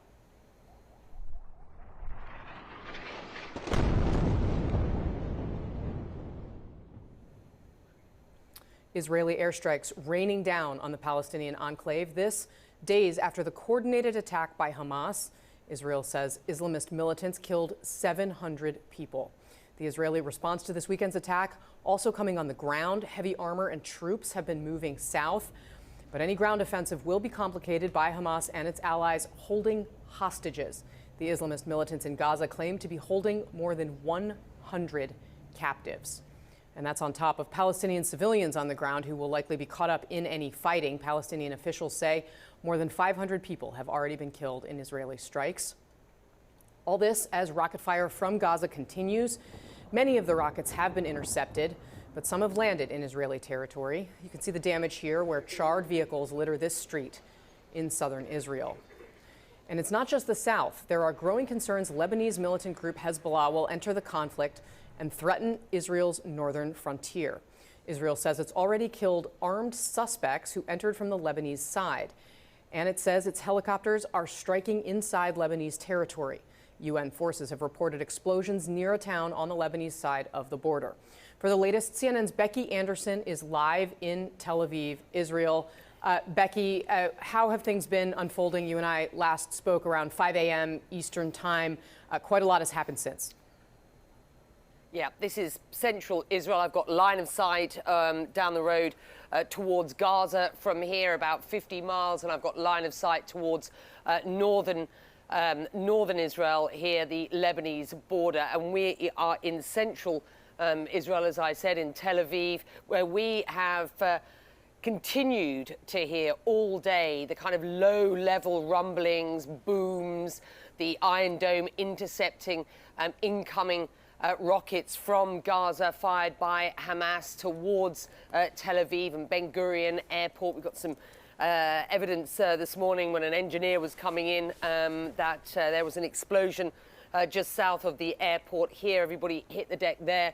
And so, you know, the intensity of this, I think, is really the story of the hour, you know, and the fact that we have Gaza in play, Tel Aviv and Jerusalem hearing sirens because there are incoming attacks or incoming rockets from Hamas, and then to the north here, the potential for something significant happening on the Lebanese-Israeli border. It is a ratcheting up, there is no doubt, in what is this very bloody conflict, Casey.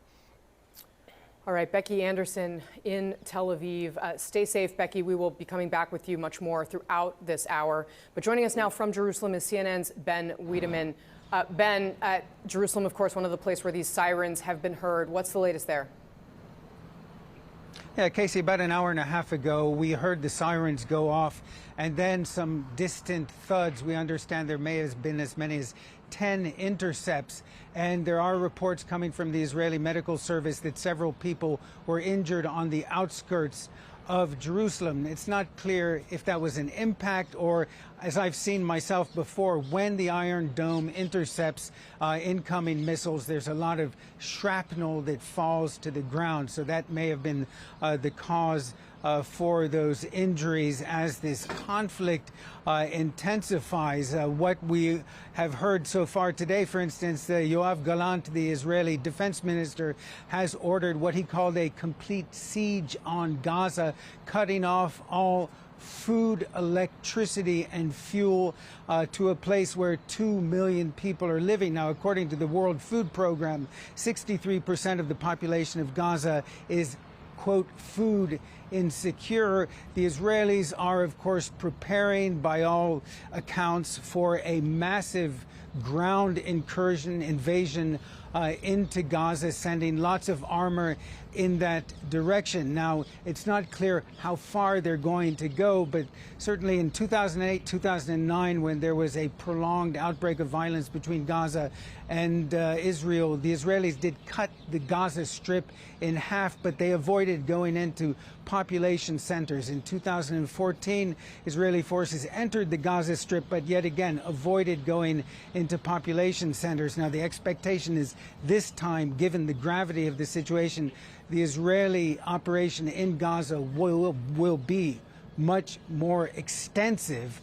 It may take time for that to happen, but of course, what we're seeing is that there are, according to the Israelis today so far, 130 strikes in Gaza, they say, on Hamas targets. But what we've seen is that they seem to be have done away with what's known as the knock on the roof, where a small explosion is or explosive device is directed at the building. They plan on hitting as sort of a warning shot for people to leave. Sometimes the Israelis will actually call people in the building and tell them to evacuate. It doesn't seem to be happening at the moment. In Jabalia, in the northern part in the Jabalia refugee camp in northern Gaza, there was a strike earlier today. The extent of damage from the videos we're seeing is massive. There's talk of as many as 50 people being killed in that strike alone. And I think the expectation people in Gaza is that this is just the beginning of what's going to be a very long and difficult period. Ben Wiedemann in Jerusalem, thank you very much for that. We're going to dive into all of this now with today's panel. Natan Sachs is the director of the Brookings Institution Center for Middle East Policy, Vivian Salama, a national security reporter for The Wall Street Journal, and David Sanger is CNN's political and national security analyst. He also serves as a White House and national security correspondent at The New York Times. And David, let me start with you because you have covered this your whole career, essentially, and can help us understand.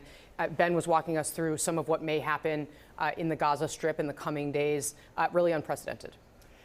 It is, and it poses a whole series of dilemmas for Prime Minister Netanyahu, his government, for President Biden, as he tries to support the Israelis. So the first dilemma is, what do you do about the hostages?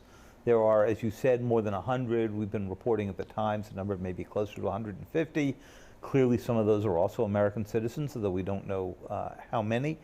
But in any case, hostages for any society is a big deal, and for Israel, as you know, it's going to be a huge issue. So they've got competing instincts here. One is to go in to clear out Hamas, and the second is saving the lives of those hostages, and the hostages presumably are in tunnels or in the middle of Gaza. The second problem is, it's one thing to go into Gaza, which we have seen happen before, though not in a long time. It's another thing to stay in Gaza, right? And this is the same problem the United States faced when it went into Afghanistan, when it went into Iraq, because at some point, if you become an occupying force, you just get a constant guerrilla war. So the Israeli government's going to have to make a decision about how far does it want to go. And the third issue, and you're seeing it right in these pictures here, is going to be one of proportionality. Right? It's been tragic for the Israelis. We think there are about 700 dead. You could see numbers that went way above that fairly quickly if the Israelis sustain this kind of a campaign. And many Palestinians living in Gaza are not fans of Hamas. Natan, this is a region you spend all of your time focused on. You obviously have deep ties to Israel itself. I mean, just talk about what David kind of laid out there and what you see being the next turn in Gaza. Well, what's interesting, not interesting, tragic about this case is that it's not just another round. This is not just another repeat of previous times. In Israeli psyche, this is, to a large degree, Israel's 9/11. What happened on Saturday was so barbaric and so ostentatious in Israeli minds, and we haven't even seen all the pictures yet, that the mood in Israel is very different than it's been in the past. David spoke very well about the price that Israel would pay if it went in, and especially if it stayed there. But Israel is now willing to take prices, to take costs, and to also, take prices also from the Gazans, unfortunately, that it wasn't in the past. And so we could definitely see a massive invasion. We might also see even an attempt to take down Hamas, which is something Israel has never done. Since Hamas took over the Gaza Strip, taking Fatah out and taking over the Gaza Strip, we've seen Israel live with Hamas, of course an enemy, but at least an address they can deal with. Now, a lot of things have changed in Israel. I don't know if the government will decide to topple Hamas. It is not out of the question. It was in previous rounds. It's not today. And Vivian, your paper has been reporting some of the origins of this. We obviously haven't quite jumped into the conversation about Iran yet at this table, but it certainly seems as though sources that are speaking to the Journal, they say, from Hamas and Hezbollah, are saying that, hey, Iran was deeply involved in this. That's right. A number of my colleagues in the Middle East reported that Iran had basically cooked up a plan with leaders in Hamas and Hezbollah as well, trying to find a way to essentially execute this plan. The administration here in Washington denies that. They say they haven't actually seen any direct evidence of direct involvement by Iran in this particular case, but they say there's no doubt that Iran over the past few years has been arming, equipping, funding, advising Hamas fighters. And so, whether or not they were directly involved, it remains to be seen. The U.S. doesn't have that intel yet, which then raises the question again of the intelligence, what America knew, what Israel knew. Republicans warning terrorists could be infiltrating America's wide-open border after the horrific attacks in Israel. Over 150 people on the FBI's terror watch list have been arrested crossing into the U.S. so far this year, and that has Kevin McCarthy sounding this alarm. Just in this year alone, there's 151 from 160 different countries. In my own state, we caught 2 coming from Yemen on the terrorist watch list, from China and others. Why are they coming to America? What do they have planned? And who are they communicating with? President Biden has said previously that he believes the #1 threat to America is facing is climate change. The #1 threat killing Americans is terrorism. The ` threat is an open border. A shocking new congressional report finding that the Biden administration has failed to remove 99% of illegal immigrants released into the country. And new Border Patrol data shows thousands of special interest aliens from places like Syria, Yemen, Iran, and Afghanistan have come into the U.S. illegally. Greg, you alluded to this in the A block as saying that, yes, we've got a problem there, but we've got a serious problem here on our own border. Yeah, I mean, the non-border is actually a symptom of absolute weakness. In this country, I don't know why, but in the last, I'd say 20 years, we've demonized strength as a characteristic of the oppressor. So anytime you exercise any kind of strength, discipline, or will, that's somehow wrong. It's the same way that we handcuff the police during the riots or commerce in response to shoplifting or any kind of crime. We're governed by the weakest group of people in our nation's history. You could grab a class of auto mechanics from a trade school, put them in charge, and you'd get a better outcome because weak men love weak borders. I mean, even the world of Barbie had a border. I don't know if you saw that movie. But again, I mean, we talked about, he said the biggest threat was climate change. He also said the biggest domestic threat was white supremacy. Right. Think of the opportunity cost there. What we lost in safety and security because Joe preferred to indulge the left-wing drug called identity politics because, it made those faculty lounges like him. We are now in a state of weakness where we are at our most vulnerable. We never at a time of day we had such a weak administration and such a huge threat to coincide at the same time.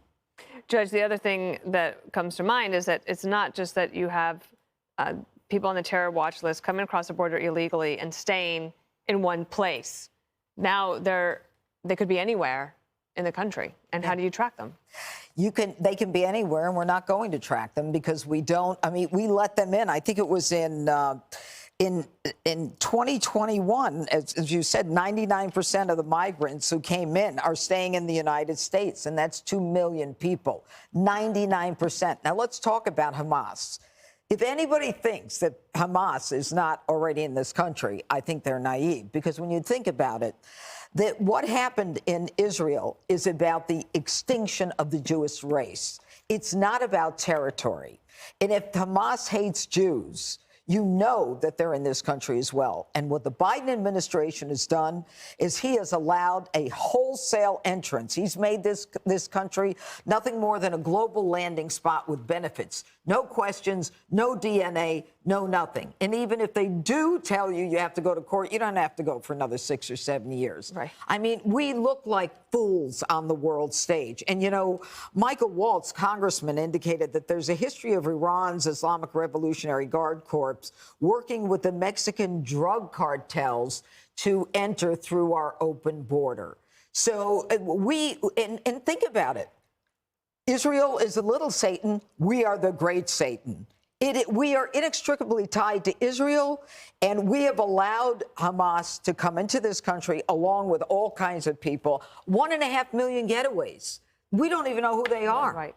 We got a problem. And if they would have even been on the terror watch list, because you don't know. Brian? It was an opportunity. So he knows he's got a huge problem on the border, not because Greg says so, although he should be listening to you, but because the mayor of New York City, the mayor of Chicago, the governor of Massachusetts, the governor of New York, everyone is telling him, you got a huge problem here. Now this happens. In that speech that mostly was good, he could have said, listen, Title 42 is back in place. This is our version of the pandemic. If my number one thing as a president of the United States is keep the American people safe, I don't want to take any chances. I just saw the number that Dana put up. It has Iranians that have come here, 659 over the last 2 years on the terror watch list. So I think that this is a reason, not on the terror watch list, but have come through here and have registered. I think that's a problem. Pakistan as well. They've been a problem in the past. Syria is a big terror state, 538. Yemen as well. So I think the president used this opportunity. I'm putting Title 42, and I'm going to be tight on Iran. He'd have better prospects on the election, to be really cynical. How about just close the border? Yeah, but he needs an apparatus to do his job, evidently. Last word to you, Jessica. You never want to be on the wrong end of a declarative statement like X is the biggest threat, right? Because something else can show up. I mean, before 9/11, we didn't think that there would be terrorists that got pilots' licenses and were hiding out, in and around us, and then were able to take nearly 3,000 lives, right? But that's the expectation now, that something like that is possible. So of course it is possible that somebody, God forbid, could leak through on a border. But it is important to consider the facts about this, at least up until this point. So I went back and looked at testimony from someone who works at the Cato Institute. He went before the Subcommittee on Immigration, Integrity, Security, and Enforcement in September. He said 0 Americans have been injured or killed in terrorist attacks by illegal immigrants or asylum seekers who entered through the southern border. And over the period from 1975 to 2022, the chance of being murdered in an attack by a foreign-born terrorist was 1 in 4.3 million per annum. That's just important to consider in all of this. I understand that you want certain things from President Biden. I don't necessarily think, and this isn't because I don't care about the border, that today's speech was about that. Today's speech was about Israel, and he had just gotten off the phone with Netanyahu, who obviously expressed to him what his priorities were in terms of what he'd like to hear. But do keep that in the back of your mind as you say that now, like Kevin McCarthy, this is the #1 threat. Based on the data, it absolutely isn't. Until it is. Until it is.